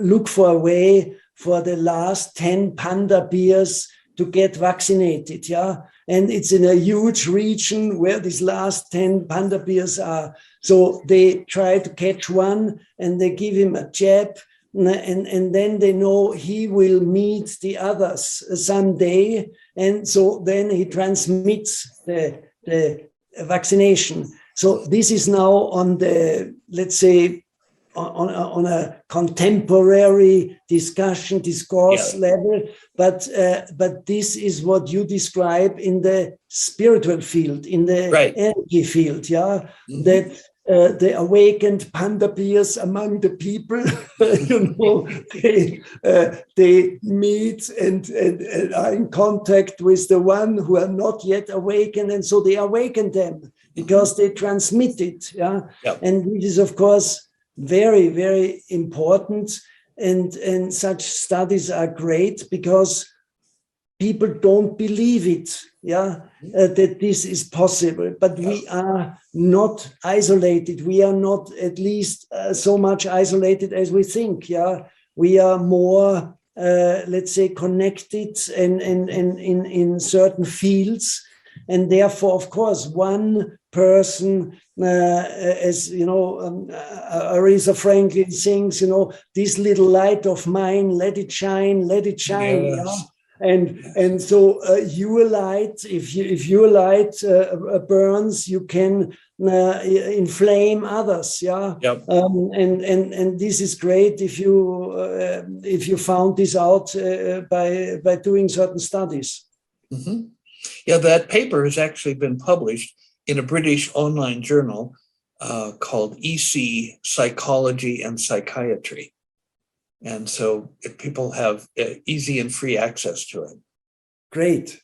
Now you see, but my goal, as I said, also one of the goals for our conversation was consciousness in everyday life. Yeah. Yes. Now we talked on one level so far, but consciousness is also the question: where is it infinite, or are we conscious within a certain space only? Yeah, and again, with lucidity, as I used it in a medical term, this is bound to a time and space. Yeah, but consciousness in the self-consciousness, the spiritual consciousness in this term, it's supposedly unlimited, yeah, infinite, boundless, yeah, and therefore we can ask ourselves also where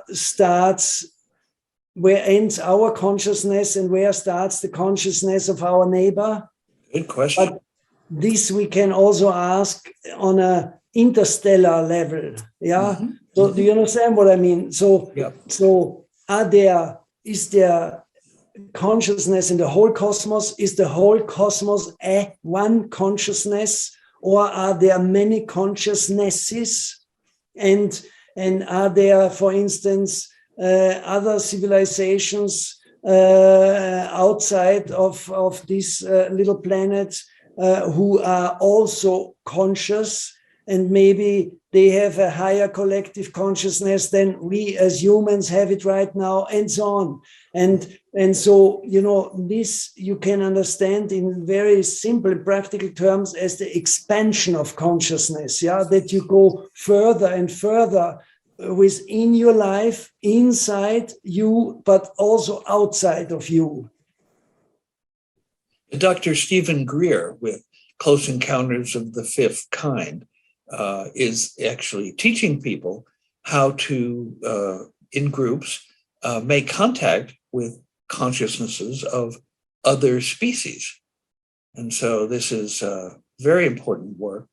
And I encourage people to explore the work of Dr. Stephen Greer. Yes, I think it's very interesting what he's doing, and I also encourage it very much. Of course, this raises now the question to come back also a little bit to make some little commercials for alpha feedback training in the biocybernaut. But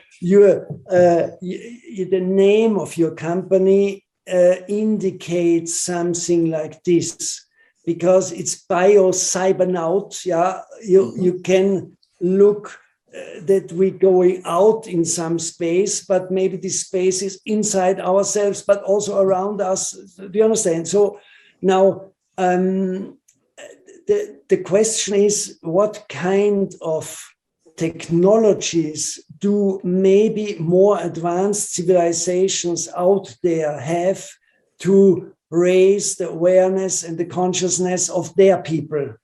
Mm-hmm.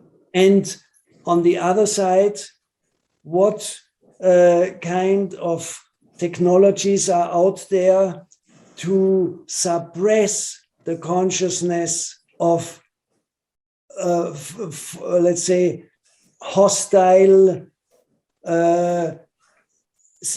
civilizations from the point of view of a powerful civilization, yeah? Or what kind of technologies are in place, maybe, just want to discuss it, yeah, and raise the questions, are in place on Earth to suppress human collective consciousness, yeah, and where does biocybernaut and this technology fits in? What is it helpful to break through certain suppressive technologies on a let's say also sustainable basis, or are there just some peak experiences in the chamber, and then after some time it comes down the curve and you are sleeping again, and I think these are the interesting studies you can do all the time. Yeah.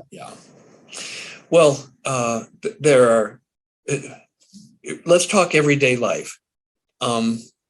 the emotional intelligence book by Dr. Travis Bradbury and Janine Greaves. And they have an online test, which we had been giving from about September of 2015 up until quite recently when they changed the accessing of the online test.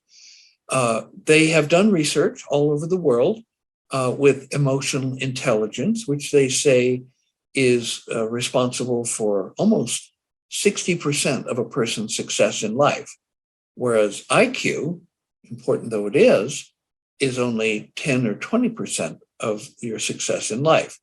So it's much more important. They've also quantified, and this is relevant to everyone, that a 1-point increase in EQ, emotional intelligence, translates into a $1,300 increase in a person's annual income. Now, that number includes averages of income in India and Bangladesh, Pakistan, as well as Greece and France and Germany and Austria and England and France, Canada, United States. So it's a blended number.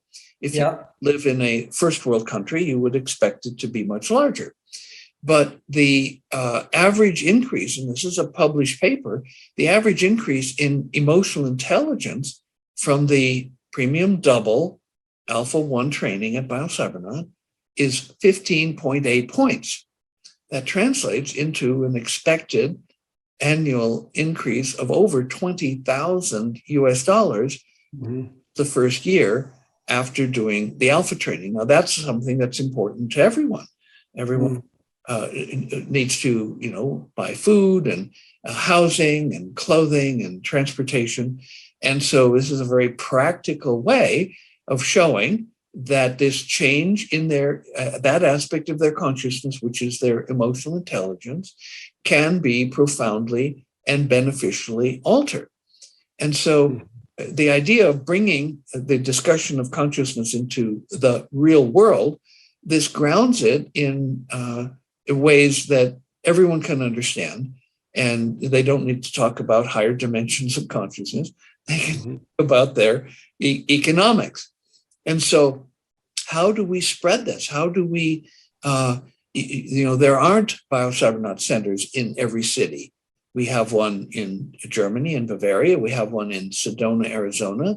The one in Canada is sort of frozen in time. It was in the process of moving from Victoria, British Columbia to Bragg Creek, Alberta, Canada, when the lockdowns of the COVID hit. And so the building is there, the technology is there, but it hasn't been all put together.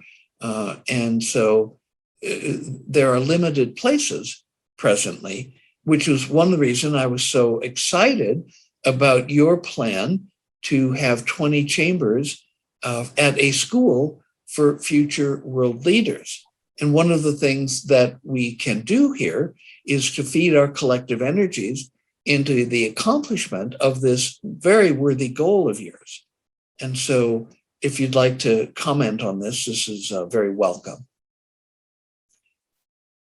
Well, I think, of course, it would be wonderful to do it. But as you also mentioned, I mean, through the lockdowns and in the let's say, the tremendous changes in businesses and so on. I mean, it has been postponed, this plan, because it's actually, frankly speaking, also as a businessman, it's very difficult to make decisions today because nobody knows what even the next month will bring. Yeah. And but I would be very happy to cooperate with whoever is interested in participating in such a project. And as you said, let's just put it out. I don't know who is listening to our conversation, but let's put it out and see what the future has in store for us. Yeah. This is wonderful. Also, yeah, I've had an opportunity to reflect on your call for us awakening from the nightmare.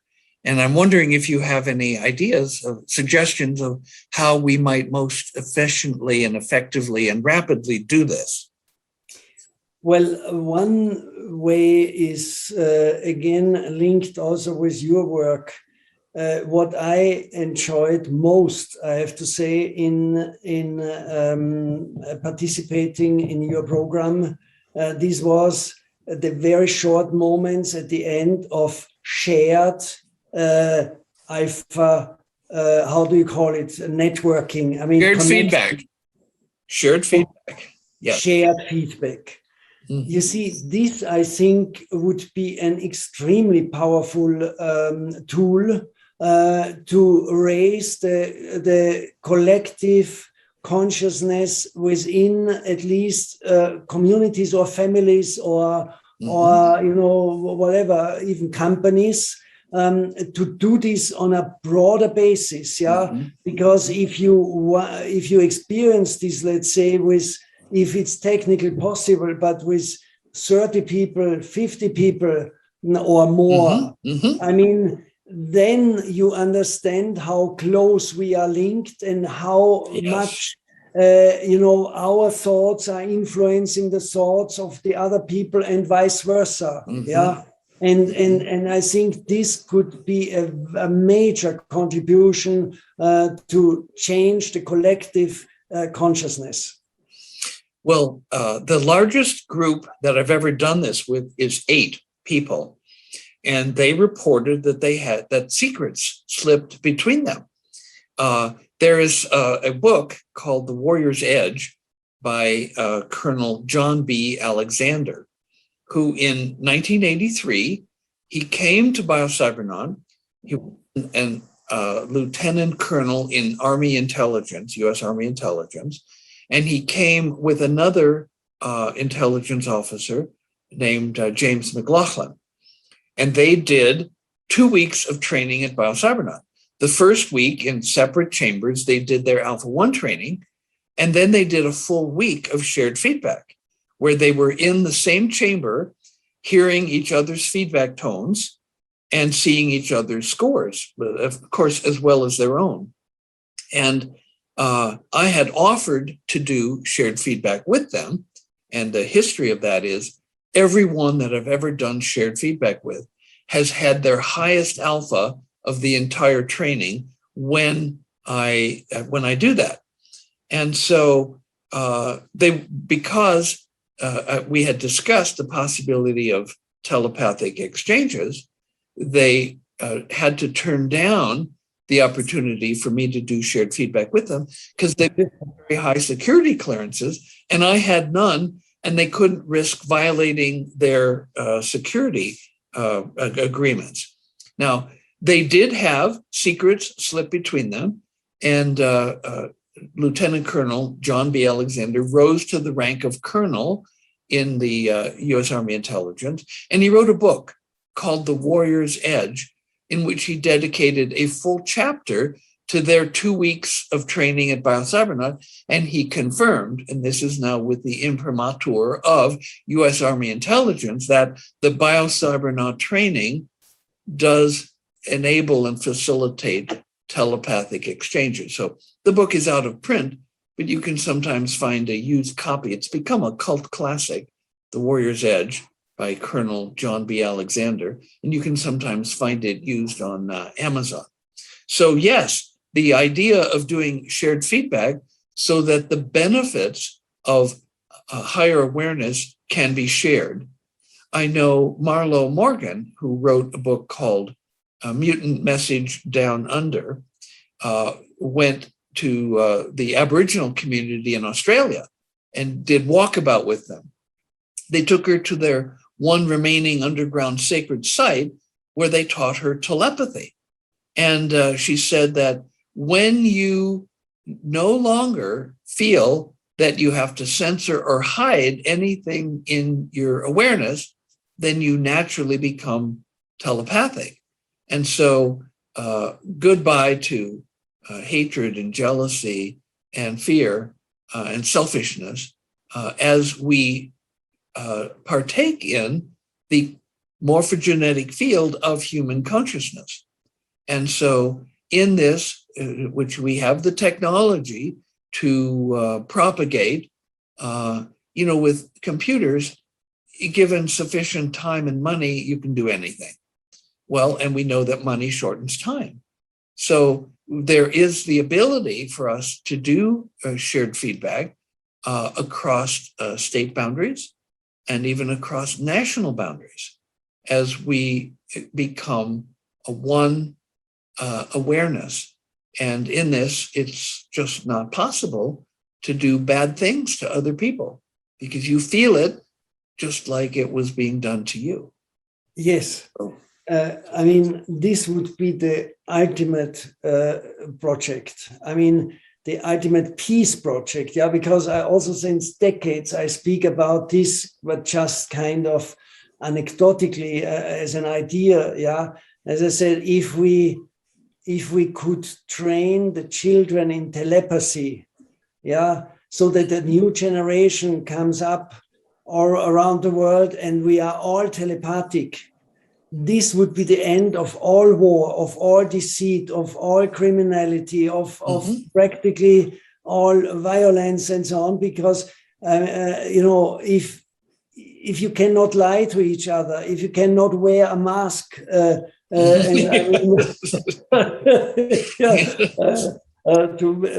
anyway, so if you then there's peace. Yeah, there is honesty, there is peace. And so for conflict resolution, there would be so many interesting fields to apply your technology. So probably we should really set up a kind of committee or something like this and invite different people and also investors who are interested to contribute to world peace, because we could do kind of such projects which would be amazing and exciting and fruitful and wonderful, simply. Well, as I mentioned earlier, you have won the Albert Schweitzer Award, and 60% of such people go on to win a Nobel Peace Prize. So it would be awesome to facilitate that very worthy person, Prince Alfred von Liechtenstein, being awarded the Nobel Peace Prize for his work. Are you aware of Cliff High and his work? No. He's got a website, halfpasthuman.com, and he's created a technology called predictive linguistics, building on the fact that some people are very psychic, and I happen to know the brainwaves of people who are psychic, but collectively, humans are very psychic. There are indicators of human mental activity that went off the charts with stress on the day that Princess Diana was killed. The 9/11 event happened. And so what he does is he mines the internet for indicators. For example, like if a woman's flower forum chat group suddenly starts talking about eruptions of color, or a men's fly fishing forum starts talking about eruptions of fish out of the water, then he realizes that there's going to be some volcanic eruptions. And he's been able to predict amazing things using what he calls ALTA, asymmetric linguistic trends analysis. And he has also studied the fact that, and he's made some very interesting predictions, which are heartwarming, about we shall get through this this nightmare, as you refer it. Many people will die, but on the other side, there will be a much freer world. Now, he has mentioned that there's well over 1,000 academic anthropologists missing from their university departments.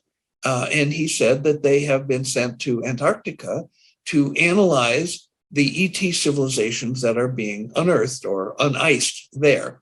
And he said that there were two significant technologies that will come out of that, both of which are critically dependent on silver.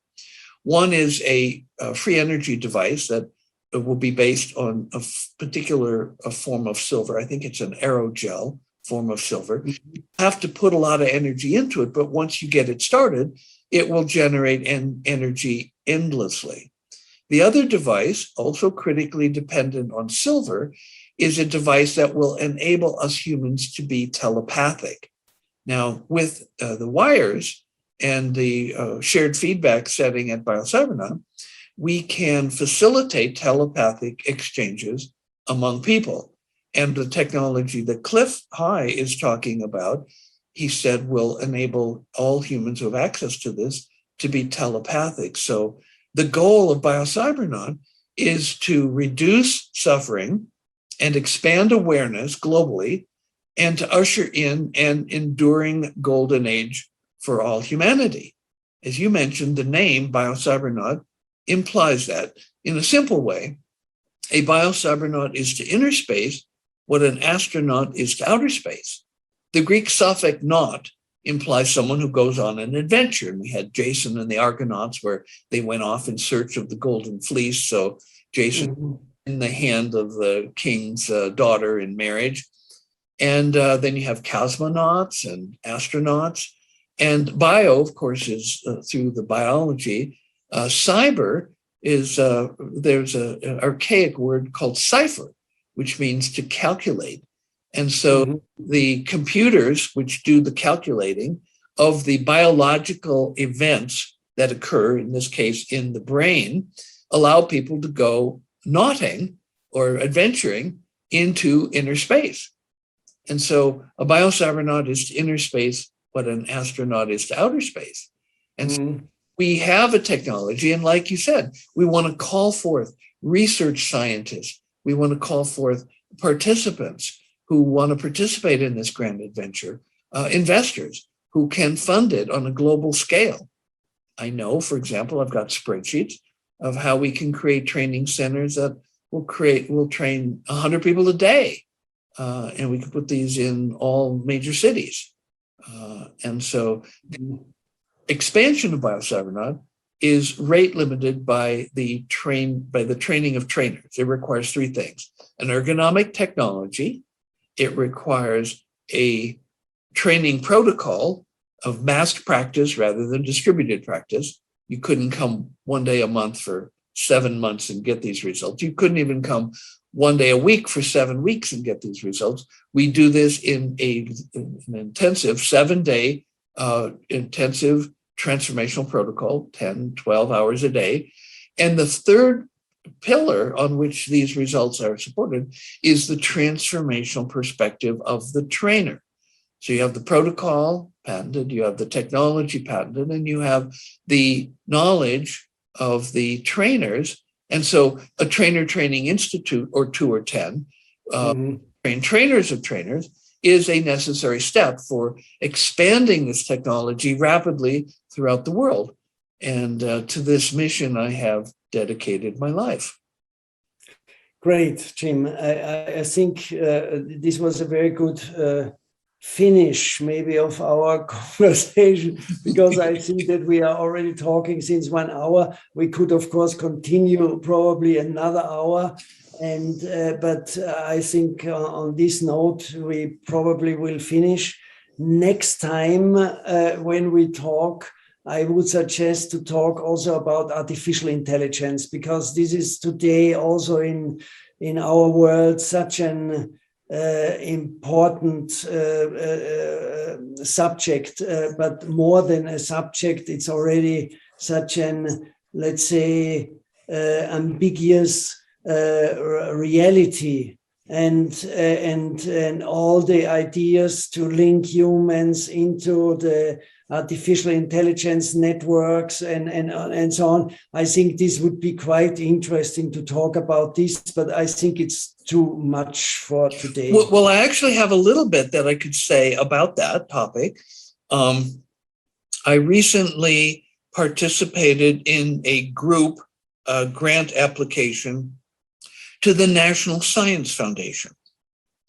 And it was my component, BioCybernaut's component, was to create a satellite BioCybernaut Center at the University of California, Merced.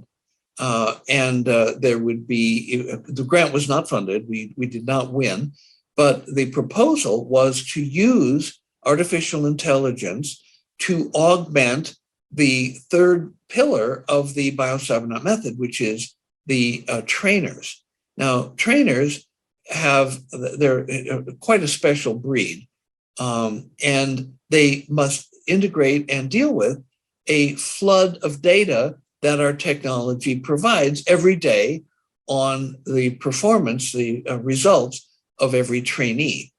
And so with artificial intelligence, to look for patterns in the brainwave data and other data like respiration and heart rate and skin conductance and muscle tension, as well as the moods, patterns in the moods. For example, if someone on a given day has 15 different anger words and only 3 fear words that are identified by the mood scale program, how do these patterns evolve over time? As people do forgiveness on the topics that, and the people that caused them to have this unconscious anger, they evolve into being, for example, more aware of what they're afraid of.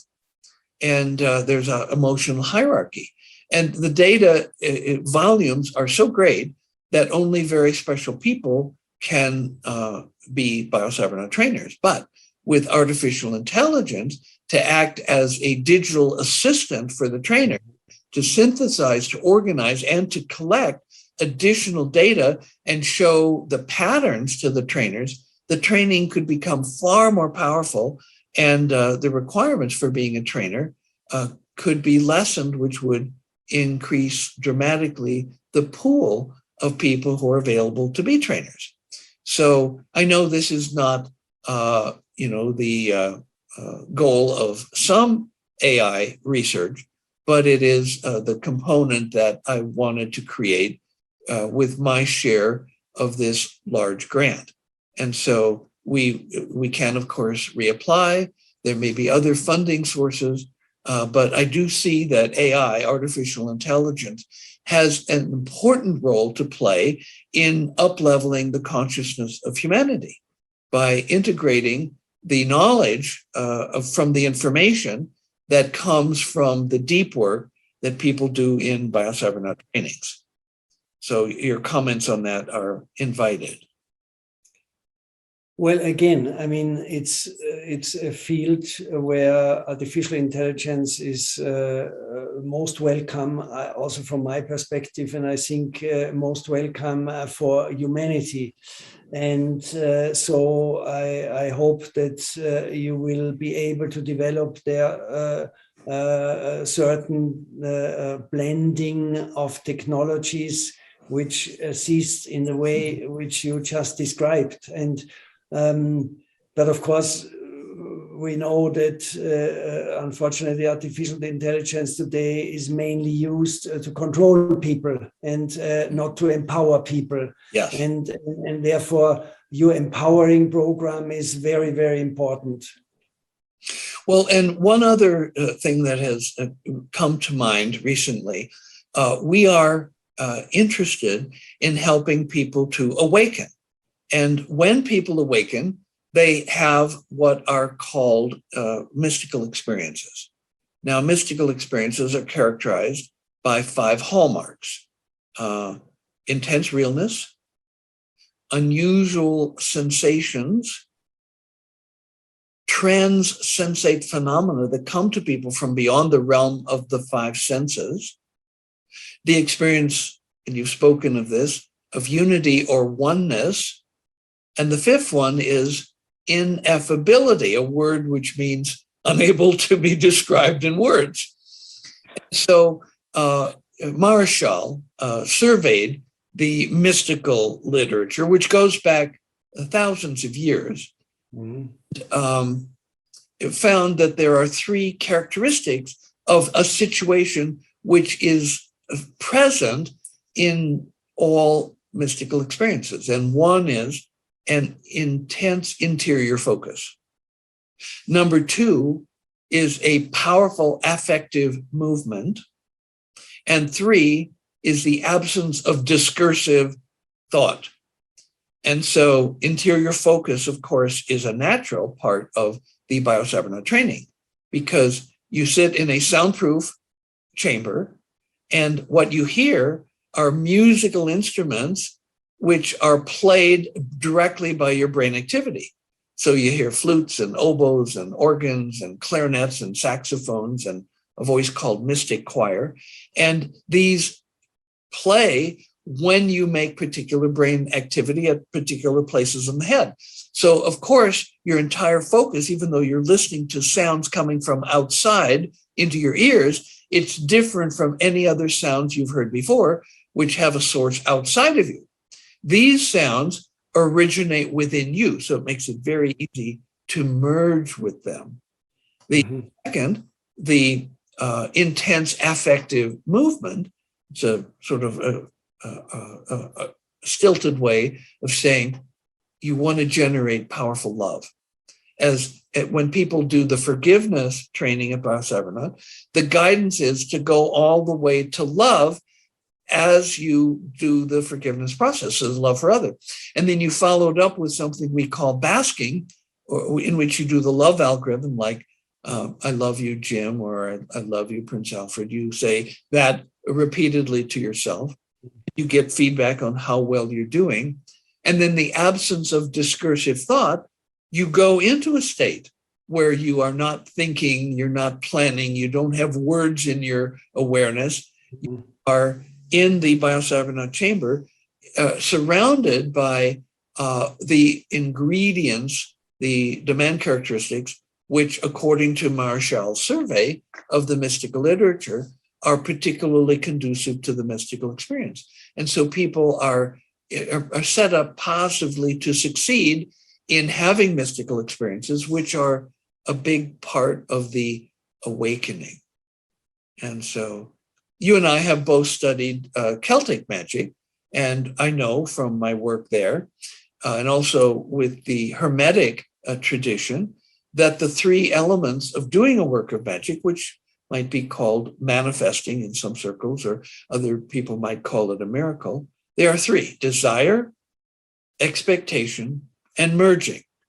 The desire needs to be strong. The expectation needs to be confident, because, of course, as you know, doubt is a killer. If you doubt you can do something, guess what? You're right. And then merging. Now, you and I both had personal experiences with an archdruid, and I pressed him for what is merging. The only definition I ever got out of him was merging is when your awareness becomes one with the ground of being. And if you go, oh my God, oh yeah, that's so right on. And if you haven't, you go, ground of being, what's that?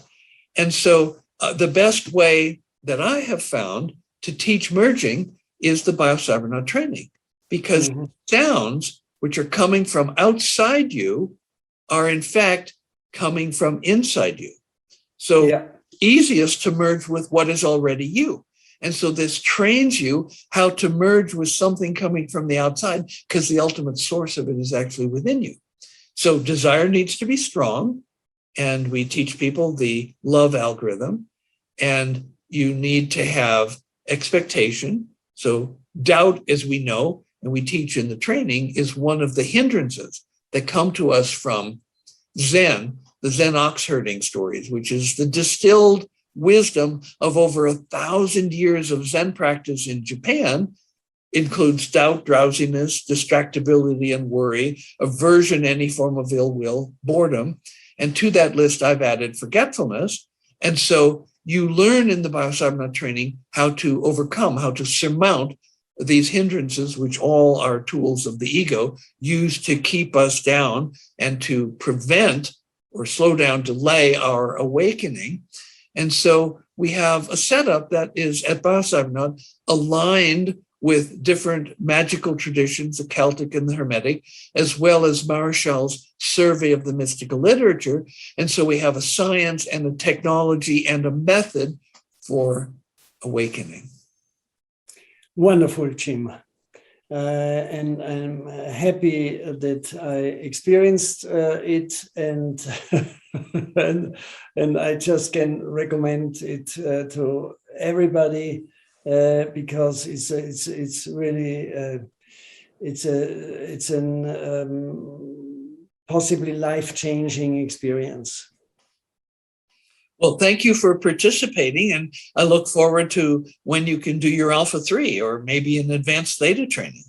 Okay, very good. Then I wish you all the best, Jim, also for your great summit. And if an opportunity arises, we can continue with our conversation. And as I said, we could probably speak for another hour or more. But for today, I think we covered a lot of ground. And so thank you very much for your invitation. You're and welcome. All the best to you. And thank you for your clarion call for us to awaken. Thank you, Joe. Okay, bye. Thank you. Bye-bye. Wow, thank you, Prince Alfred and Dr. Hart. Now, if you don't know, Dr. Hart and the Biocybernaut team are the main sponsors of this event. And Dr. Hart will be doing another presentation at this event, so stay tuned for that. So we're going to take yet another 10-minute break so you can stretch your legs, and we'll be back with Zappy, who'll be doing an amazing presentation that you don't want to miss.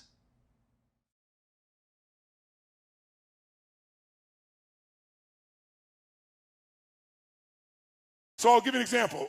My wife and I, and we have an extended family member of mine named Mary, and Mary, the three of us travel together. Mary's my right arm. And so I drag Mary with us too because she's part of our family. We just recently finished A Date with Destiny, which is my most powerful seminar. It's 6 days and nights, and it's an experience of some grads, A Date with Destiny, cool. But it's one of my favorite things to do on earth, but it's not an easy thing on my body, as you might imagine. And it's incredibly fulfilling, but at the end of it, my body is complete toast, as you can imagine. And we were in Australia, in the Gold Coast, and I scheduled already, some Aussies here, huh? Nice to see you guys. And I scheduled, because my life was so full, there was only like 1 week I could do this, and so I scheduled to go to this place in Sedona, Arizona, where this man for 39 years has been a neurological expert about how to wire your brain for alpha states, delta states, if you're familiar with those. But alpha is the expertise.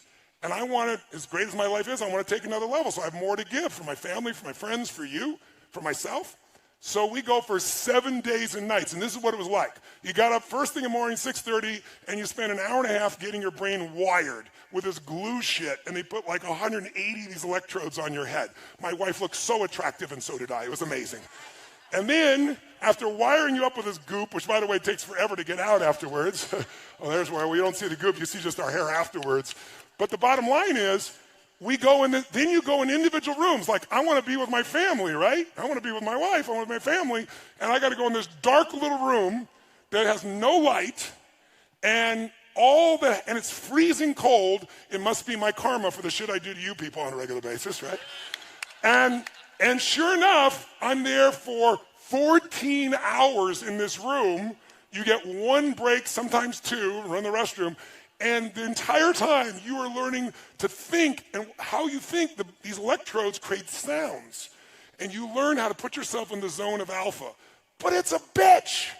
It's horrible. I wouldn't recommend it to anybody that wants easy experiences, but I'd recommend it to anybody that wants to grow immensely. And the first day, I'm like, who do I got to shoot to get out of this thing? Oh, it's me. I'm the one that did this shit. Right? But by the end of the week, all three of us were able to go into this state of alpha. And if you're familiar with alpha, the best way I can describe alpha is there's no problem that can't be solved in alpha. Because every problem that we have was created by us. Destruction of the environment, to the pissed offness that you may have. And since we create the problems, any problem a human creates, we can solve. but you can't do it with the same level of thinking that got you there. So there's a science of it, and you can't cheat. This thing measures you. And then you take this frickin' test with 300 questions 3 times a day, the same effing test. And it takes forever. And while you're answering it, these electrodes are seeing what you're doing. And then the guy sits down with you, and it's called sigmas, and he goes, well, this is 2 sigma, this is even, this is 10 sigmas. And the more sigmas is how far you are off from what you wrote, from what was really going on in your nervous system. So I was like, said something to me like that I was demanding. I'm like, what the fuck? I'm not demanding. What are you talking about? Right? But I guess I was, right? And you learn then how to let go of those old patterns, create new ones. So my point is, I'm doing okay in my life. I'm not exactly hurting. I'm having the most beautiful life I could possibly have, a beautiful mission, a beautiful family, beautiful children, grandchildren, beautiful experience to live in life. And yet I'm not willing to settle for that because I'm here to deliver more for everyone I love, including myself. And so what I do is I schedule it. Because listen to me, when you talk about shit, it's a dream. When you envision it, it's exciting. When you plan it, it's possible. When you schedule it, it's real. When this event became real is when you enrolled yourself. Before that, it was an idea. And there's lots of people who intended to be here, but they never locked it in. So I lock it in advance, because if I hadn't locked it in after Date with Destiny, there's no way I would have gone on a plane, flown all the way there, and then put myself in a room for 7 days and nights. But I'm grateful I did.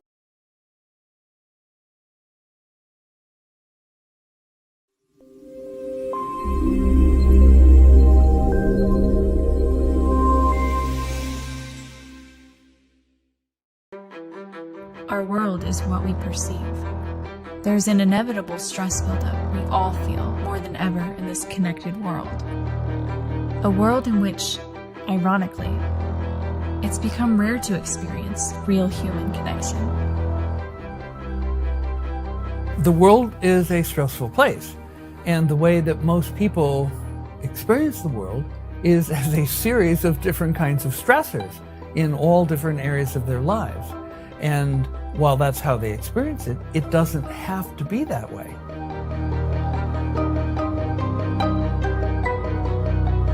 %80 of all diseases have at their root the experience of stress, and it contributes to dis-ease, unhealthy bodies, unhealthy minds in a variety of ways.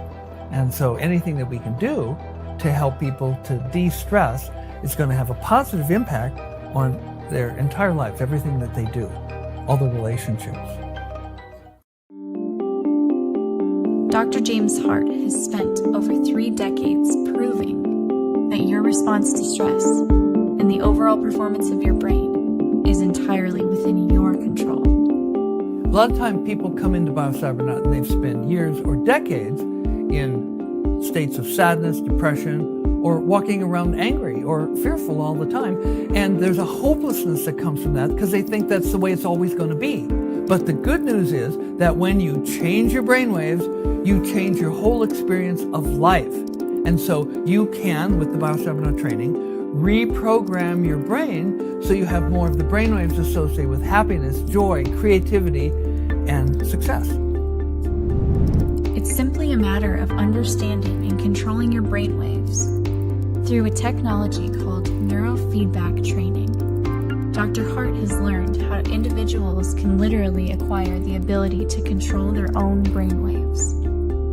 In just 1 week, an individual can learn how to shift out of the beta brainwave or stress response frequencies and get into alpha dominant brainwave state, which is slower, more relaxing, and highly restorative to the brain.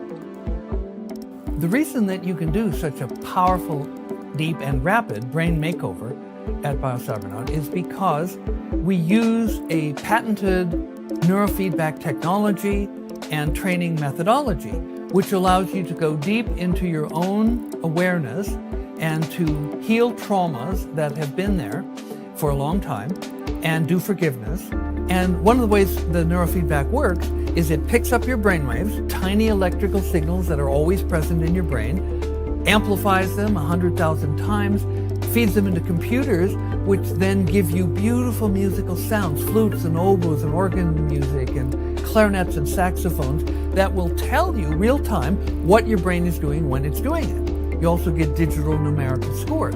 And so with this feedback, you can learn how to change your brainwaves. Now, part of the process is depth interviews after the training sessions, but you also get to review your results. You get to look at your brainwaves as they were recorded, and you can see the alpha waves and the theta waves and the beta waves and the delta waves. And you can see as you go through the week how, if you're doing an alpha training, the alpha waves increase, they spread forward on your head just like they do in Zen meditation. Although yoga and meditation have been proven stress relievers, Dr. Hart has discovered that it's possible to condense decades of meditation into a single week. What's more, the results, which include increases to IQ, creativity, and more, are permanent and require no further maintenance. You no longer need to carve out daily time for months, years, or decades in the hope you can make the shift you need to experience now. Stress may be a silent killer, but it doesn't have to be. Our goal at Biosabrinath is to fundamentally improve people's experience of themselves and their reality. And so I invite you to look more deeply into the research and into the testimonials and into information about what we do at Biosabrinath, because we would like you also to benefit from having better brainwaves and a better experience of yourself and of your entire life. We have the technology to defeat stress, and you can be part of the movement.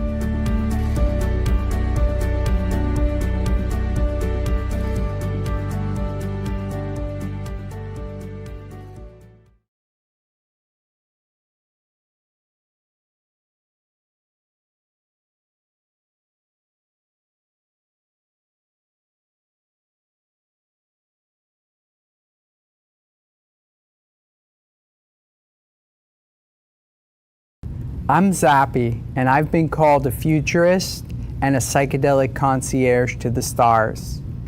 My real mission is expanding consciousness. And as a filmmaker, I focused on this subject because it was important to me, about how do you expand your consciousness. And I know there's a lot of people talking about expanding consciousness and have ideas about ways to expand your consciousness. But for me, I've found that the most reliable way to expand your consciousness is psychedelics. They get to the root of who you are. They put you into present moment awareness, and they allow you to step out of your human filters, and that's when your consciousness expands. So I've had the experience of expanding my consciousness, and every time I do it, I feel like I go to another level with myself. And I know in this time of the epidemics of suicide, addiction, depression, the pandemic that we're coming out of, with everybody having all this anxiety, it's more important than ever to expand your consciousness and to go beyond your localized self. And a lot of times people will say, well, can I do that naturally with meditation or breathing? And the answer is yes, you can, but it's very difficult, and it's a small percentage of people who can really get in touch with their own original frequency through those methods. And sometimes when you meditate and you get deep, it's hard to stay there, it's hard to sustain it. Psychedelics allow you to have a sustained and deep experience of being in present moment awareness. And so the question is, why is it so important that people do this right now? And the answer is that in 2040, when we reach the point of singularity, where human beings are connected to the internet with AI, they say that the regular person is going to be 1 billion times more intelligent than they are today.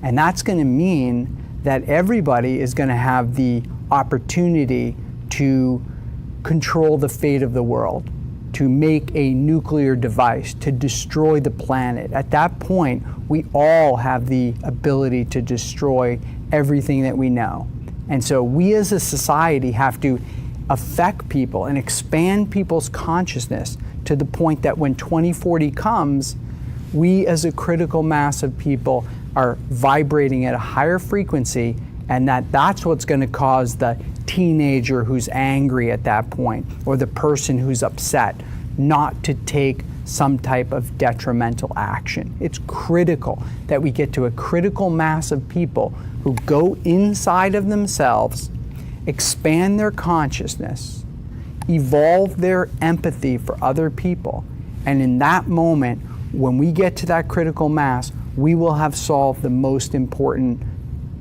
situation we have, which is to expand ourselves in our consciousness prior to one person being able to destroy everything. And when we get to that critical mass of having people with expanded consciousness, empathy for other people, we can solve any problem we need to as a society. Violence, eco-destruction, hunger, water shortages. If we are collectively thinking about everybody and even the people who are going to live in the future, that's when we can make these really significant changes and we can solve these problems, because they're easy to solve if we're all resonating at a sharing frequency, at an expanded frequency. And so my background is that I was having my own spiritual midlife crisis about 10 years ago. I'd done everything society told me to do.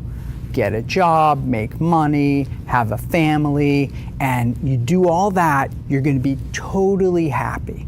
And so I went to work, I graduated Harvard Business School, I had a company, I was an entrepreneur, I sold projects for millions of dollars, and I was sitting there and I was like, wow, I'm supposed to be totally fulfilled, but I'm not. And I realized that I was happy and I was having exciting experiences, but I wasn't fulfilled. I didn't even understand who I was. And I knew that in order to get in the right place with myself, I was going to have to go inside myself for answers and healing. And I was lucky because I had a very positive experience as a youth using psychedelics. I had this experience where I took these psychedelics and all of a sudden I saw everything as frequency. I could see the trillions of atoms in my hand just vibrating at a certain frequency. And I looked over at my friend and he was the same atoms, but he was just vibrating at a slightly different frequency. And I looked at the table and it was alive. It was vibrating atoms, just vibrating at a different frequency. And when I came back out of that experience, I could never unsee that. So I knew that there was more happening, more that my five senses weren't aware of, but that there was this bigger picture. And it allowed me to be comfortable in that moment of my own spiritual midlife crisis to say, aha, maybe I have to go back to that place that I went to where I went inside myself and found some new ways of looking at things. And so I went inside myself. I knew that I had to at that point. So I had been hearing about these plant medicines in the jungle that shamans were using that were helping people. And I decided at that moment that that was what I needed to do. If I was going to expand my consciousness, I couldn't do it with the filters as a human being that I have. And so Einstein said famously that you can't solve a problem with the same thinking, the same consciousness that got you into that situation. You have to change your perspective. And the way I thought I can change my perspective was to use these naturally occurring plants to go inside. And I was lucky enough that I heard about ayahuasca at that point. And I thought to myself, this is it. I'm going to go to the jungle. I'm going to go deep inside myself and try to find some answers and try to expand myself. And so the Reality of Truth film that features myself, Michelle Rodriguez, the actress, and our friends, what we did was we went into the jungle, we sat with the shaman, and our intent was to expand our consciousness. And that was a life-changing situation. And you can see that in the film, The Reality of Truth, which thankfully now has been seen by more than 15 million people. And it's said that very soon that movie is going to have caused over 1 million people to have had a plant medicine experience to expand their consciousness. So it's happening. Right now, the psychedelic movement is in the zeitgeist. It's showing up on the cover of Newsweek magazine. It's showing up as Nicole Kidman and 9 Perfect Strangers television show, movie.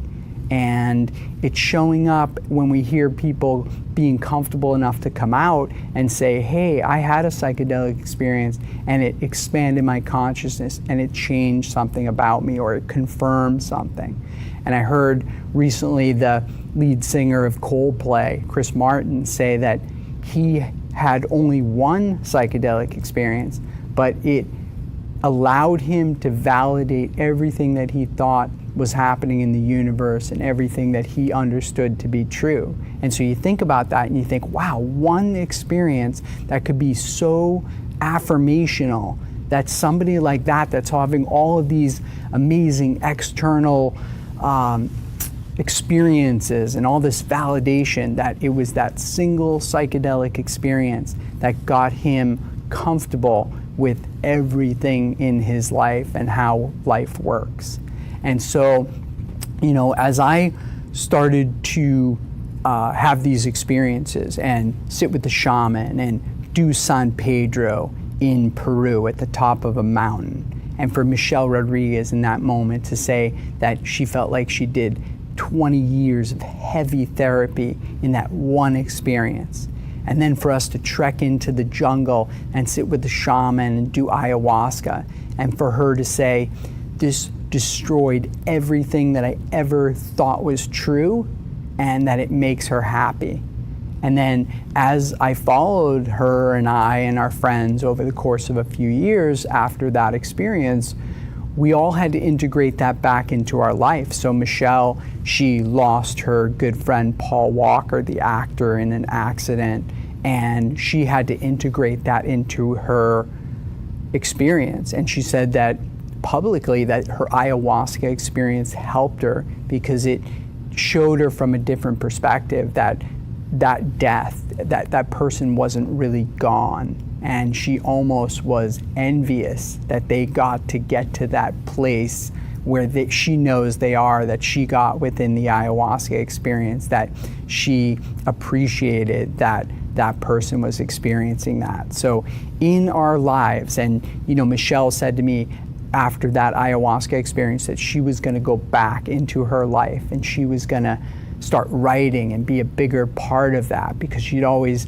been apprehensive about that, or she always felt like, oh, that's not really my place. But she had so much strength in who she was at that point that she was able to go back and build herself an even stronger position as an actress and as an artist. And so that's really exciting. And for me, I started to have a lot of other people come to me, celebrities and regular folks and family, and just people contact me saying, hey, how do I work with these medicines? What's appropriate for me? And what you realize is there's two aspects of it. You got to know what you're going for and what you should do, and you also have to know, you know, what the right setting to have the best experience possible is.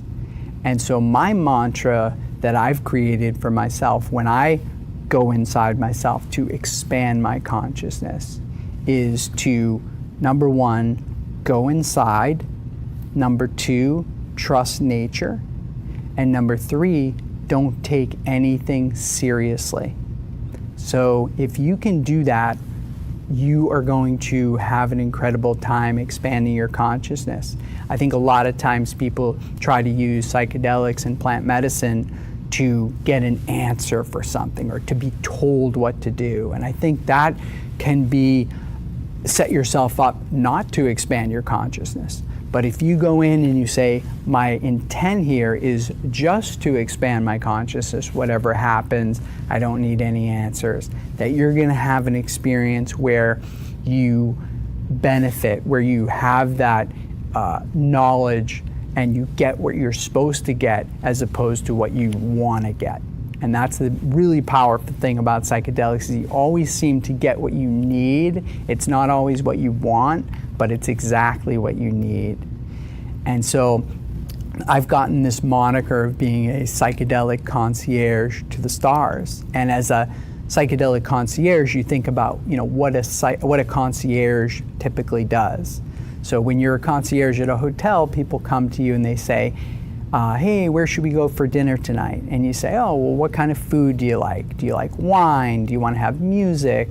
Would you like to sit inside or outside? And they tell you what's going on, and then you make a recommendation.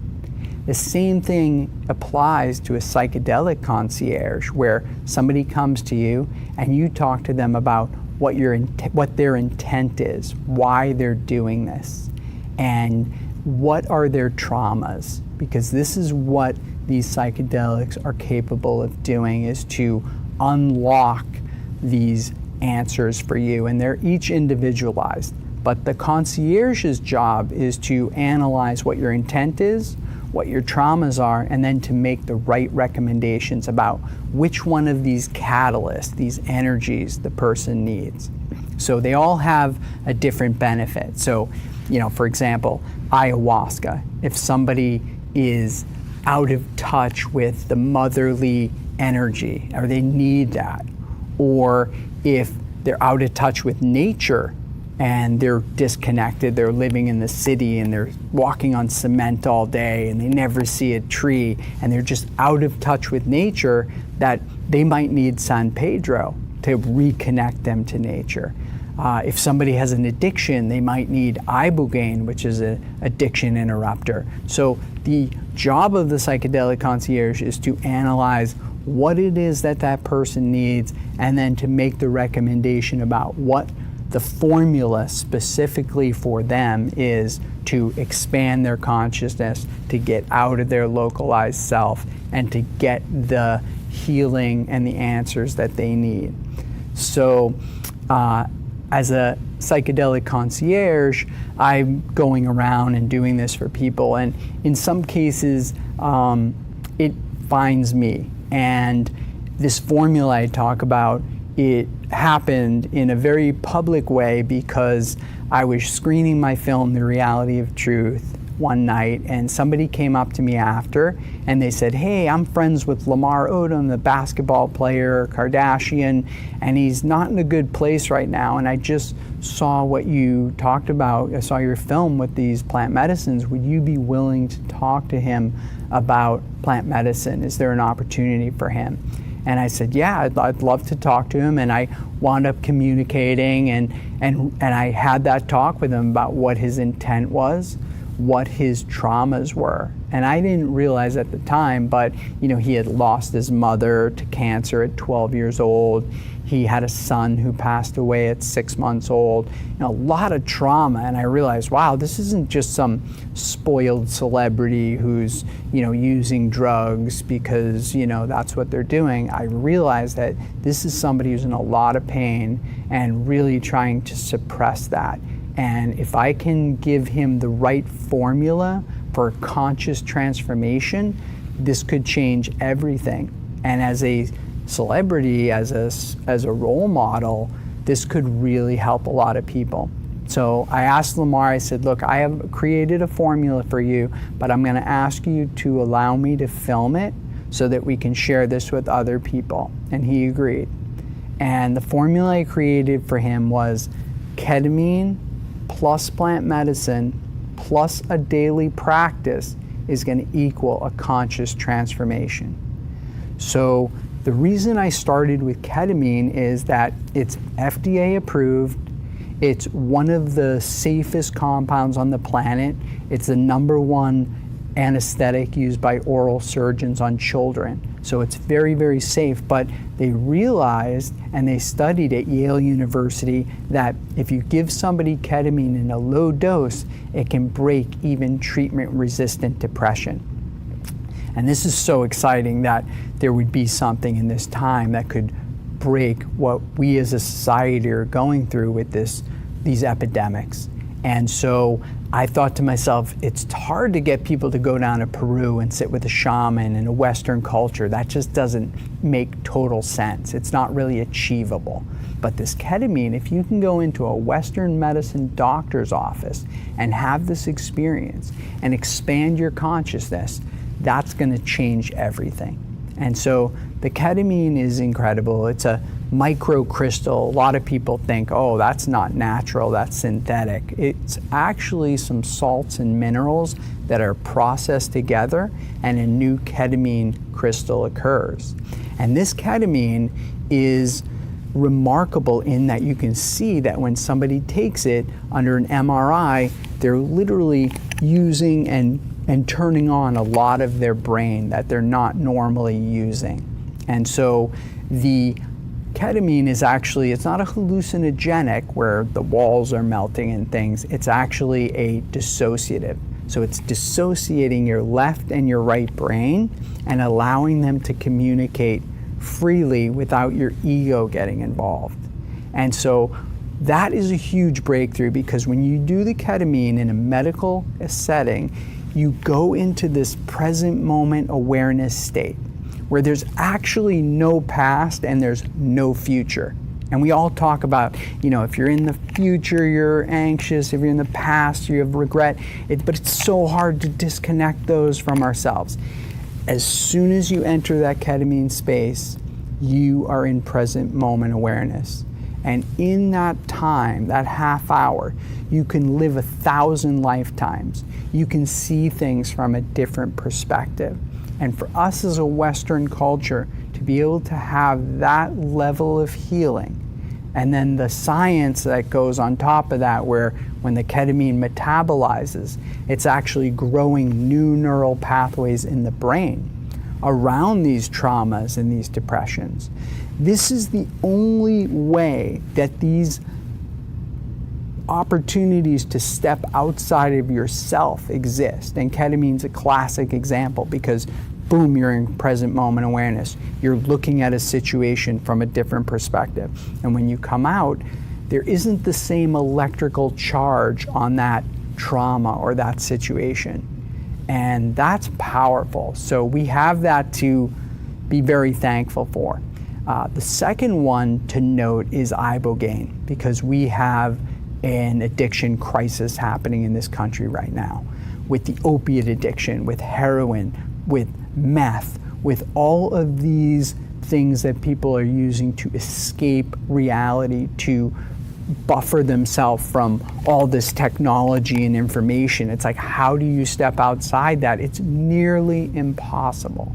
So the ibogaine, an African root that they've used for millennia in Africa to reconnect with their ancestors, to get back to that original frequency of themselves. This ibogaine is going to be a game changer in the United States. Right now it's illegal, just like most of the other psychedelics, because they're misunderstood. And now we have the opportunity to use things like ibogaine to break a heroin addiction or a meth addiction or a crack addiction in one 12-hour session. I can't imagine any other activity, no amount of meditating or breathing that can take you out of a crack addiction or a meth addiction. But this amazing plant that's growing out of the ground naturally, that is able to basically detox you and to get you comfortable with who you are and what your purpose is in one session. And what happened with Lamar is I got him comfortable. He'd never gone inside himself. He'd never expanded his consciousness. And so he used the ketamine in an office setting, and he went inside and he had an amazing experience. He said it was like going to heaven. but coming back. And he said, who wouldn't want to go to heaven and come back? So once he got comfortable enough with the ketamine, I brought him down to Mexico to do the ibogaine, to break that pattern of addiction that he has, and once and for all to disrupt that energy and to get rid of some of that trauma of the losing his mom and losing his son. And so we went down there, the doctors gave him the medicine, and thankfully it was an incredible experience. He heard his mother's voice for the first time in 30 years. And he said that alone, just to hear her voice and to hear his grandmother's voice who had passed away, to hear their voices, it was life-changing. And then he got to see his son who passed away at 6 months old. He saw him at the age he passed away. Then he saw him grow to be 8 or 9 years old. And then he saw him at the age he would be today as a teenager. And he said to see that and to have that experience, again, changed everything for that trauma. And we've all lost somebody to death. That's a reality of life. And so to be able to reconnect with those people in a real way, in a way that's going to help you to heal, is so profound. I want that for everybody. And so I think the opportunity that ketamine and ibogaine have is going to be a game changer for this world and for expanding consciousness. And since that time, I've been giving ketamine to veterans through a 501c3 charity called the Ketamine Fund. We've given over 500 free treatments to veterans. And some of these people, they're suicidal, they're homicidal, they're on over 20 medications from the VA, and they have their first ketamine experience, and they come out of that, and I film them, and they say, I finally have hope. I went home and hugged my kids and felt love for the first time in 10 years. And you think about it, what else could do that? Well, maybe a near-death experience, but who's had those? They're so few and far between. What way could we reliably get to that core, to expand ourselves beyond our human filtering mechanism that's looking out for danger all the time? The only way to transcend that is to step outside of those human filters, and that's the power of what psychedelics are bringing to us as a society. So if you're listening to this right now, I want to encourage you not only to go inside yourself for your own answers and healing, but if you've had a psychedelic experience, then you have to be an advocate for it. And if you're for consciousness, you have to be for psychedelics. And the ways that we can do this as activists is to just step up, to share our experiences, because a lot of people think there's some conspiracy going on to keep these medications away from people so they don't wake up. That's not true.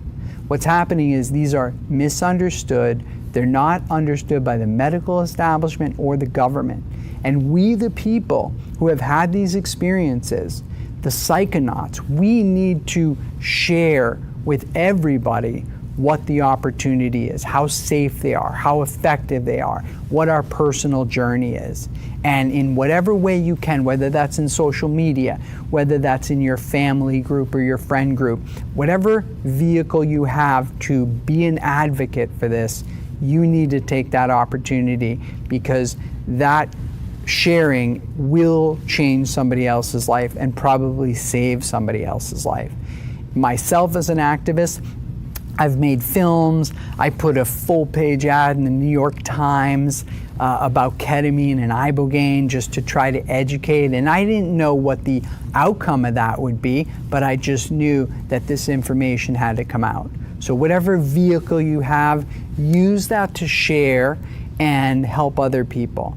But I want to encourage you, in this time of this pandemic and post-pandemic, take the moments that you have to heal for yourself, to use these powerful compounds to be part of that healing. So yes, you want to have a daily practice. And with Lamar, the last part of that formula was a daily practice of meditation, of breathing, tools that he could use to reconnect him to that experience of present moment awareness. And so we need to use the talk therapy, we need to use the breathing, all these things, but with psychedelics to break us through the membrane. Because the technology and the media and everything that's coming at us right now, I don't think our brains are really meant to handle this level of information and chaos. But we have these tools that can break us through and allow us to get through that and then look around with our own energy and say, aha, this resonates with me, or oh, this doesn't resonate with me, rather than looking for clues from other people and external forces. To know it yourself, that means you have an expanded consciousness. And so it's very important when you do these things to be in the right set and setting.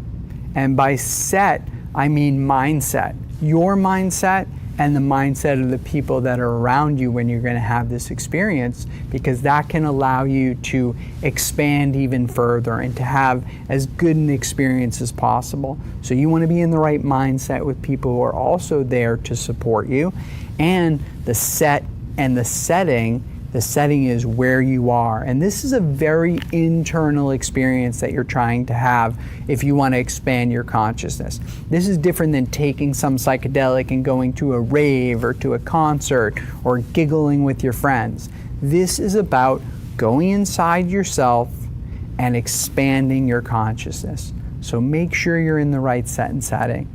And if you're nervous about this, because again, this is surrender. You have to surrender at some point, and a lot of people who are fearful or want to control things, surrendering is very difficult for them.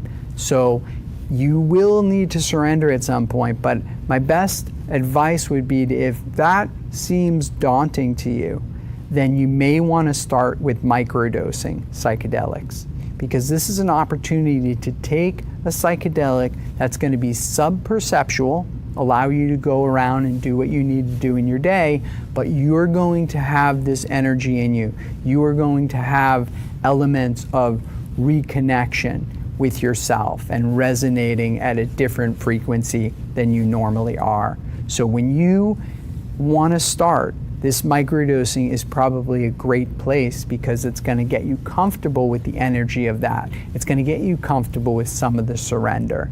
And the opportunity that we have right now in this world of chaos, but to have these tools to go inside and to expand our consciousness, we have to use these, okay? We can't use the things that got us into this situation. It's like Einstein said, how are you going to break through that? And the real answer to that is that the most reliable way for you to expand your consciousness is to use these tools of psychedelic medicine. And I invite you to join the movement and become part of that critical mass, and to help other people to elevate their consciousness, so that when we get to singularity, we're all in a state of togetherness and support. And so I welcome you to that mission. Thank you, Zappy. All right, we're going to take a shorter 5-minute break now, where Anna Christina is going to come back with us and talk about expanding consciousness through happiness. So 5-minute break, and we'll be back here with Anna Christina.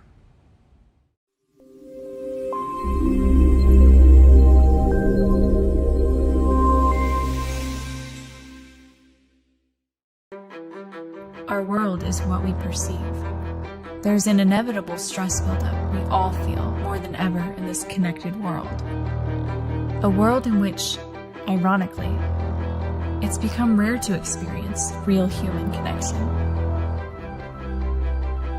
The world is a stressful place, and the way that most people experience the world is as a series of different kinds of stressors in all different areas of their lives. And while that's how they experience it, it doesn't have to be that way.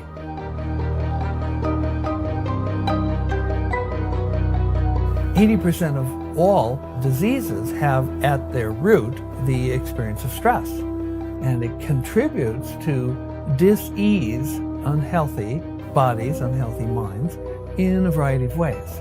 And so anything that we can do to help people to de-stress is going to have a positive impact on their entire lives, everything that they do, all the relationships.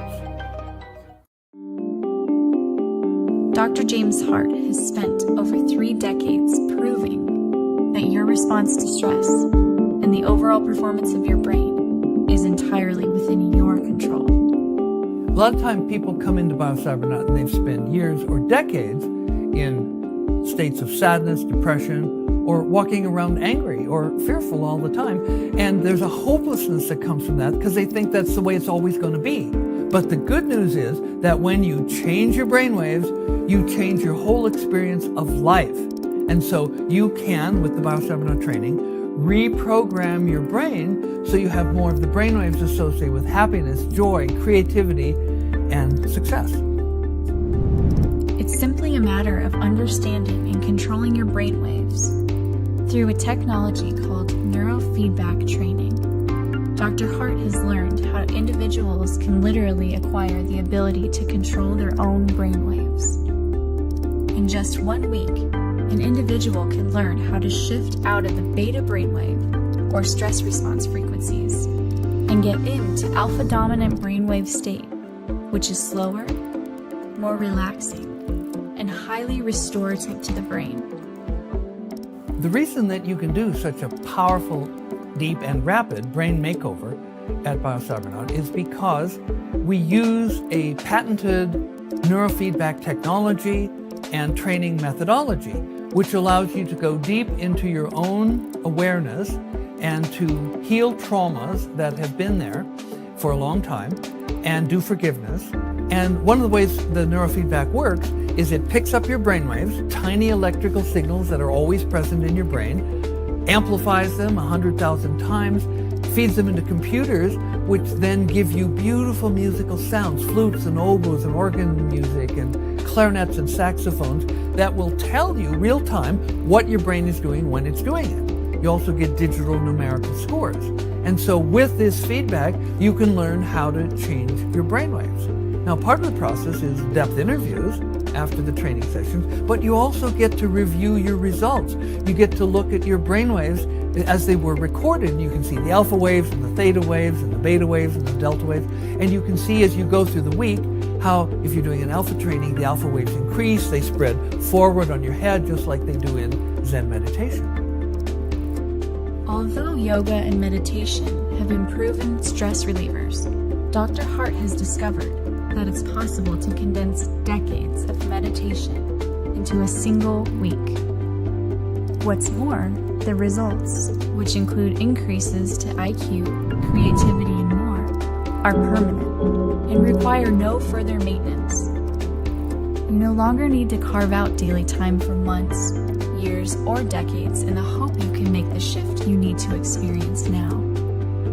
Stress may be a silent killer, but it doesn't have to be. Our goal at BioCybernaut is to fundamentally improve people's experience of themselves and their reality. And so I invite you to look more deeply into the research and into the testimonials and into information about what we do at BioCybernaut, because we would like you also to benefit from having better brainwaves and a better experience of yourself and of your entire life. We have the technology to defeat stress, and you can be part of the movement.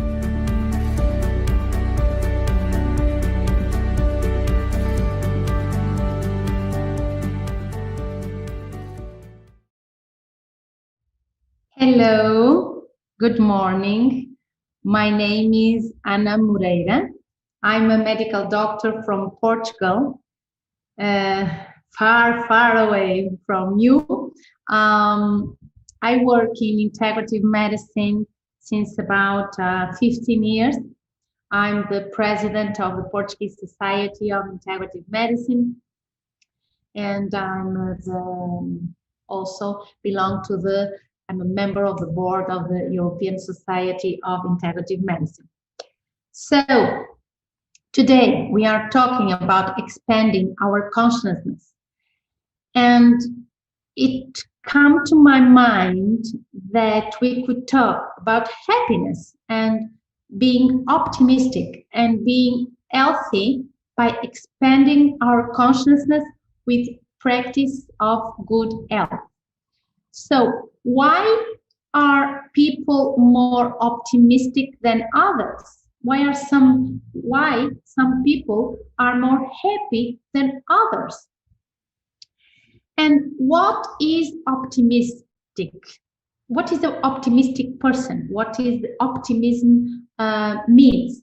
So optimism means a state in confidence about my future or about something in particular in the future. So if I'm an optimistic person, I have a general disposition or tendency to look more at the positive side of things. So optimistic person is a person that always see a positive side, always see everything by the good manner.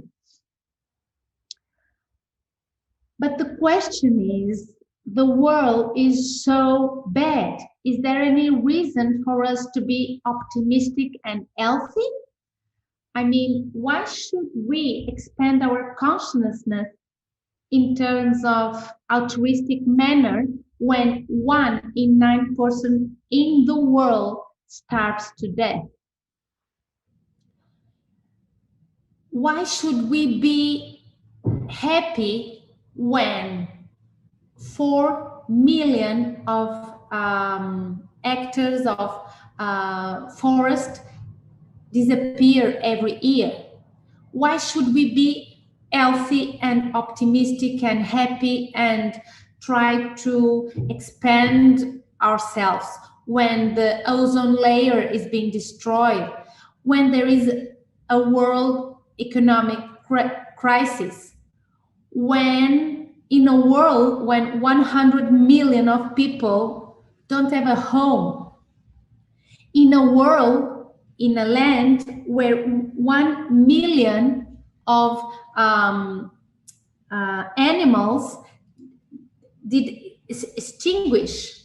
So when we see this, it's normal that sometimes we feel stress, then sometimes we feel unhappiness, sometimes we feel we are not going to be able. It's normal that sometimes we be unhappy when we have a state of unhappiness because of something that happened to me or to my family.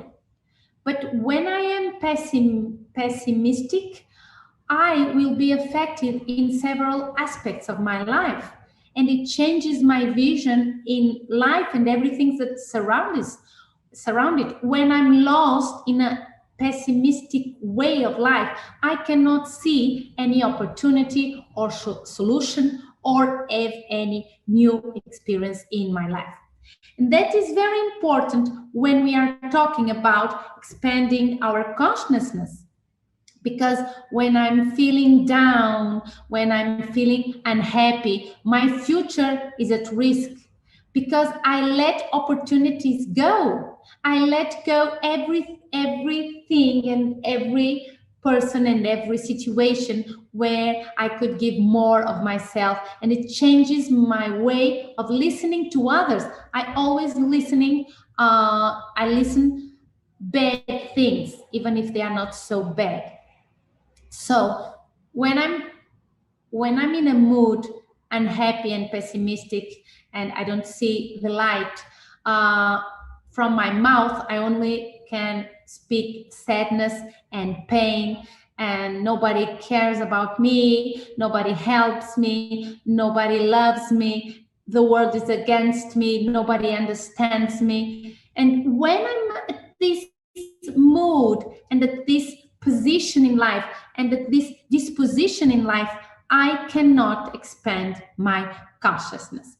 So when I was asked to talk in this global summit that I'm very proud of, and I thank you very much for the invitation, the question that I pop in my mind is, how can we help people expanding their consciousness through medical advices? That's what I'm trying to do.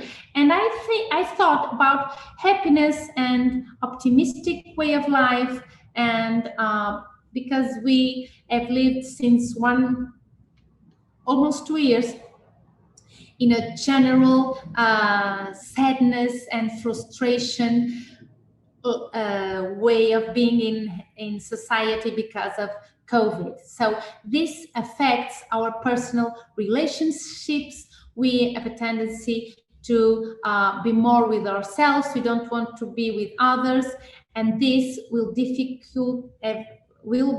difficult to heal ourselves, even if we have a flu. If I am sad, if I am with anger, my immune system will be down. So if I catch a flu, I will be more in a risk of being more days with flu, or even to get a pneumonia in my lungs. So the idea that I want to give to you is that we are what we think. We want you to be healthy. And as if you are healthy in the three bodies, in a physical body, in the emotional body, in the mental body, we will have more energy to heal ourselves in these three bodies. So it's easy for us when we are so aligned that we can expand our consciousness, and that will give us more connection to the upper self, to our essence, and that means that our life will be easier, because it seems that everything happens beautiful. So if I crash my car, I understand that was because I was unattended and I was not connected to what I was doing, instead of thinking, oh my God, the world is against me. So health is a state, and health is the result of my actions, but also of my thoughts. This was said by Gandhi in India. So if you don't want to get sick, you have to look for solutions and not problems. And you have to realize that when you have negative thoughts, maybe you are depressed, or maybe you have anxiety, and the best way to counteract that is to be healthy in a mental way and in an emotional way, so you will be more relaxed. And when you are more relaxed, you will truly feel the expansion of your self, of your body.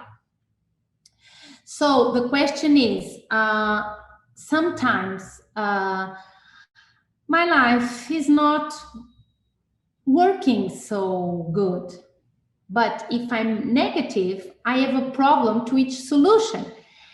And if I am optimistic, I will see in each problem opportunity. So the question is, what do you want to see? What do you want to be? Because if you think in problems, you will have problems. And if you think in solutions, you will have solutions. Maybe for some of us, like me, the positive thinking, it's natural, but I believe that we can learn and learn. So everything that we do and everything that we don't do is the result of our thinkings. And our destiny is shaped by the strength of our thinking. So we have to think positive. And as we train ourselves to be better in this, we can actually feel better in an emotional point of view. Because when I think positive, my emotional body will feel more positive, and that can heal my physical body. So you are able to do it if you think that you are able to do it. This is told by Buddha long time ago. So you have to believe. You have to believe that you can do it, and you have to believe that we are the consequence of what we think. And we are not what the society tells us to be. We are not what the whatsoever tells us to be. We are what we choose to be since the most deep of our being. And the science today shows us this. For instance, Masaru Emoto, Japanese scientist, has proof that the effect of some sounds and words and thinkings and feelings can alter the molecular structure of water. So this technique consists in expose the water to some kind of agents like words or music, freeze the water, and then photograph the water crystals that form with the with this frozen. And so let me show you. For instance, let me show you here. For instance, this is a molecule of spring water. And when you put this, you see beautiful geometric figures. And look at this. This is the water molecule of a polluted river. So you see the crystals completely deformed. And this is the photograph of a water crystal when it put music from a Buddhist prayer. Look at the figure. The figure is completely geometric. And after that, he tried to experiment another kind of sounds. For instance, this is from Tibet, healing singing from Tibet. This is from Bach, Johann Sebastian Bach. This is from Edelweiss, from the music, the movie Heart, Music in Your Heart. I don't know how to say in English. This is when you say soul to the water. This is when you say thank you to the water. We can talk to the water that we are going to drink. This is when you say love. And this is when you scream at the water. This is when you put heavy metal music, for instance, or rock music, heavy metal rock music. It did not put itself into crystal, but besides that, a chaotic structure. So it's very important. So it's very important that we can gain with this the consciousness of to whom do we talk badly? To whom do we want to heal? This is important to my healing and to my inner good, because if I talk negative questions, negative sentences, and if I scream to my children, and if I scream to others, I have 70% of water. So that means that my molecular structures could change according to what I say to people.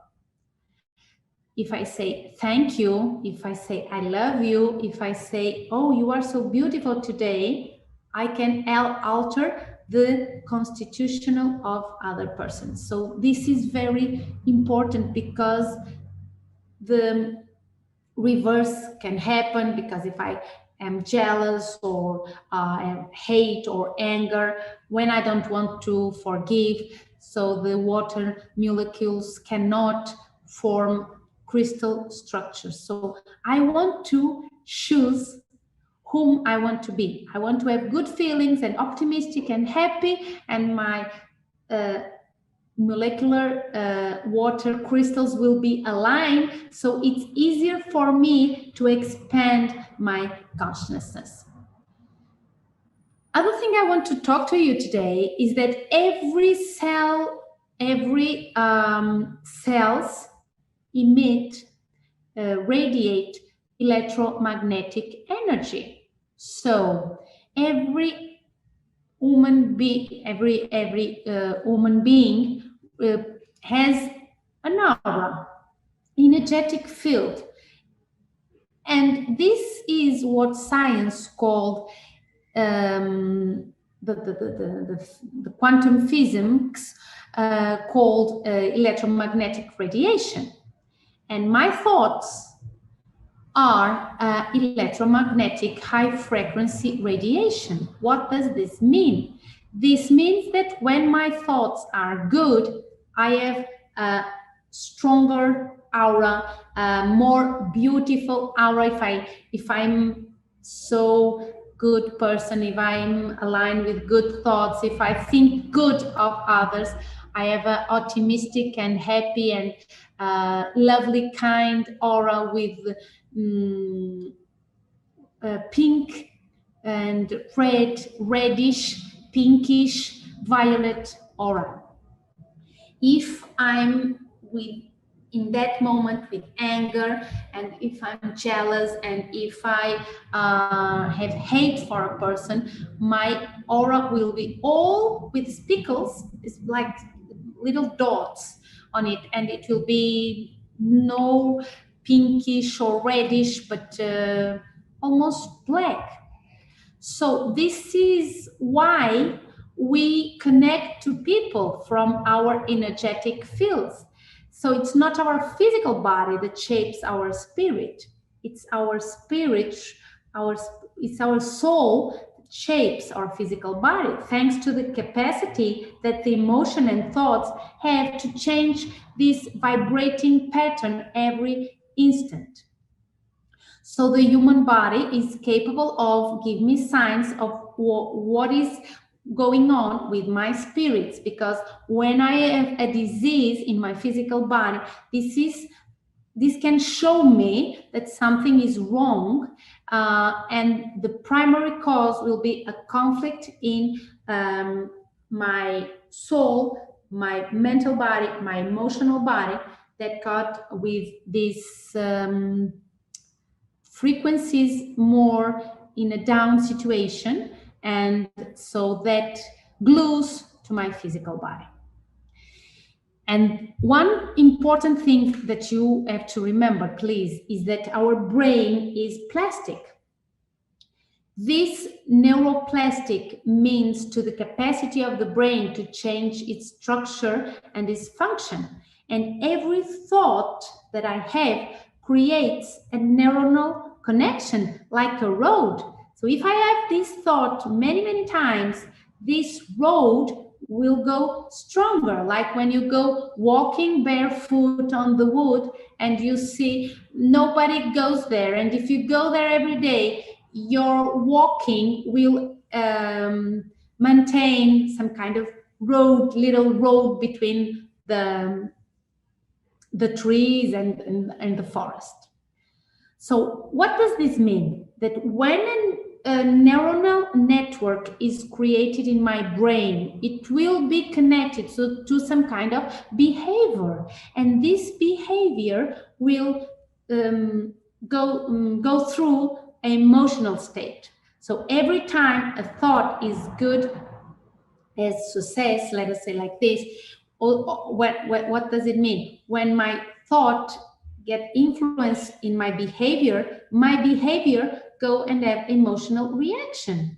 So my brain will create this network in this neuronal connection, this neuronal network, that makes easier for me to get that thought.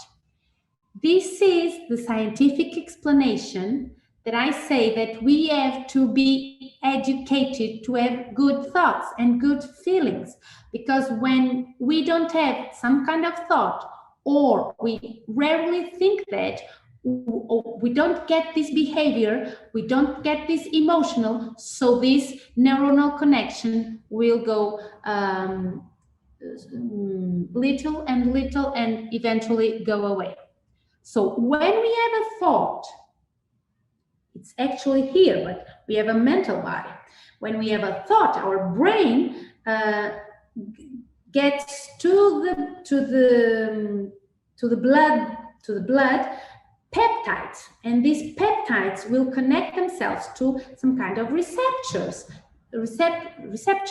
and this is all over my body, and this peptide will wake up these little, like you know, the how do you call this? It's like when we have a key and a lock, open a door, because I have this key. So this is the same. Every thought of me releases these peptides, these neuropeptides that go through my body and wake up some kind of receptors. And this is what we call the psychosomatic network. So this is the biochemistry explanation between my consciousness, my mind, and my body. So if I feel anger, I will release neuropeptides of anger. And if I have anger and anger all over again, I will have this biochemistry in my body. So when a cell goes and have a daughter cell, it will have more receptors to these emotional neuropeptides that has to have with anger. So it's easier for me with little anger to be more angrish. I hope you understand this because this is very, very important that you understand. This is the same explanation to the people that drug themselves. It's the same explanation. So they will have to take more and more quantity of the drug addiction to feel the same emotional behavior.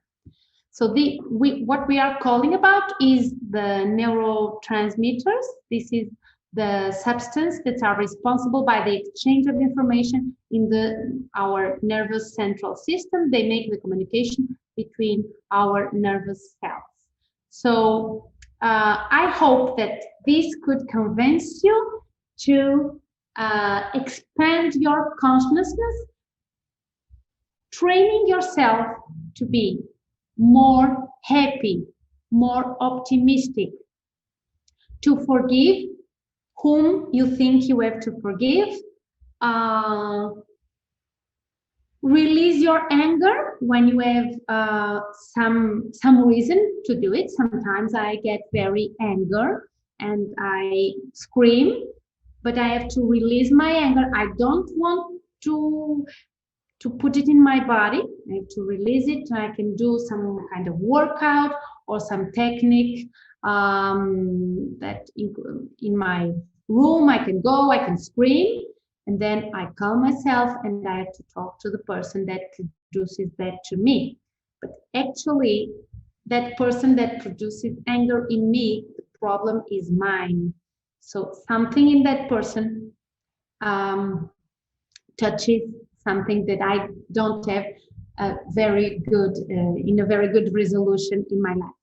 So this is some kind of I want you to be contagious with this idea that we can expand our consciousness by having a healthy attitude in life.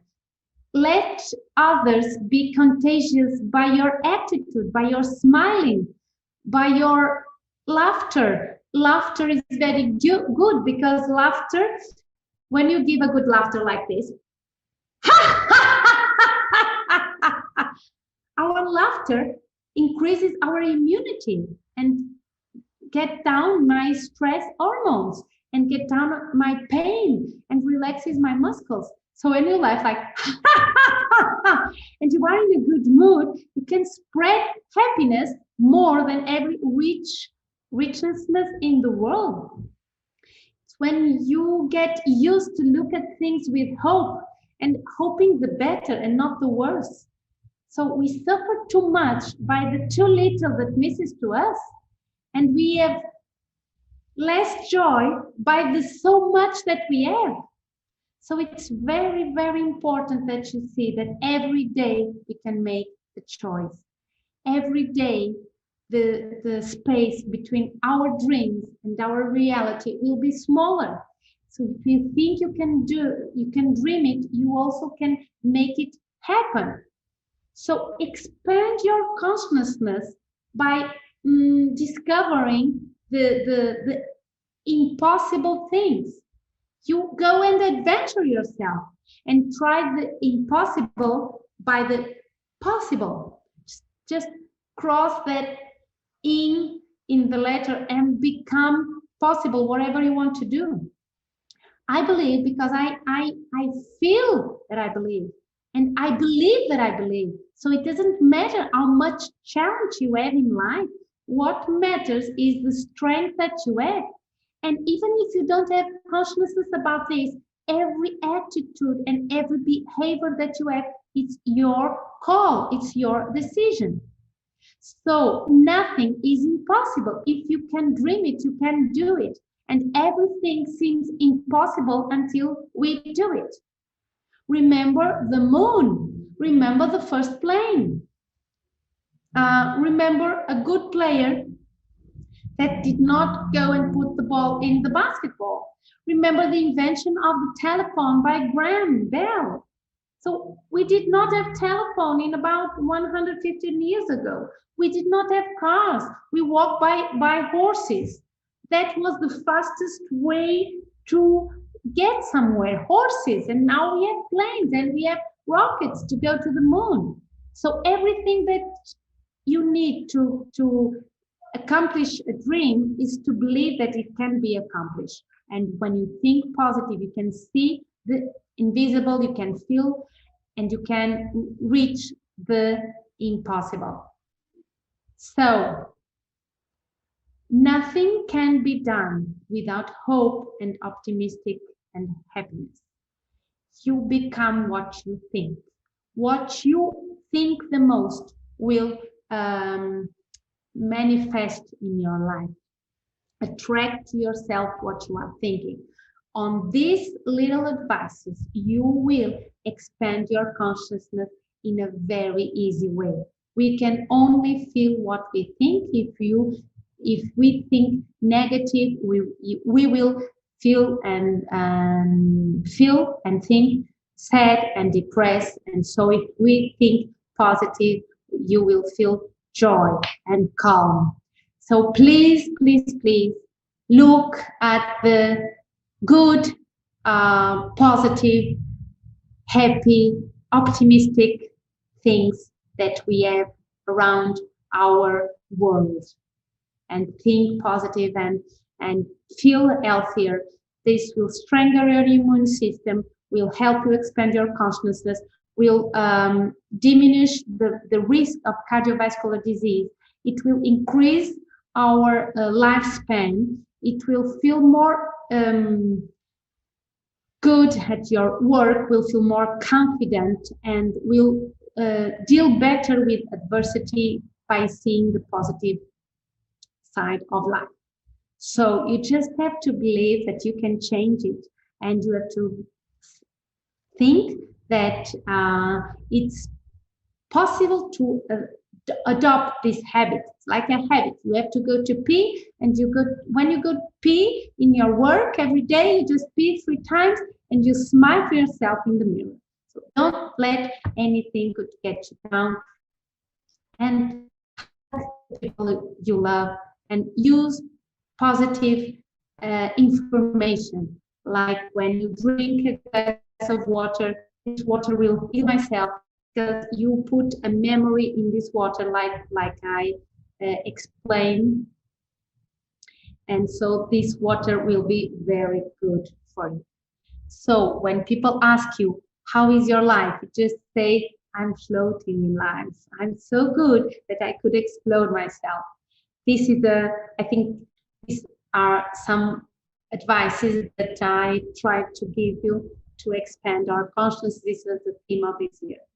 So my name is Ana Moreira. I hope that you like my presentation. You can write to me by my email, Ana Moreira, yes, Ana Moreira .pt from Portugal. And you can see the website, anamoreira.pt. So thankful to be here and to be part of this initiative. And please count with me to whatever you need. Thank you very much. Thank you again for joining us for the Global Consciousness Summit 2.0. Now, as I said, if you weren't with us before, make sure you get access to the Global Consciousness Summit 1.0 talks. They're absolutely amazing and they're timeless. And if you've already been there, you probably want to watch them again. Also, don't forget, we do have a second stage where some of the presenters you just saw have additional talks that they go through, but we also have some other great presenters that are there for you. So make sure you make it over there to the second stage. And lastly, if you're interested in a digital pass, please reach out. We'll make sure we make one available to you. Again, I can't thank you enough for being with us today at the Global Consciousness Summit 2.0. Be well.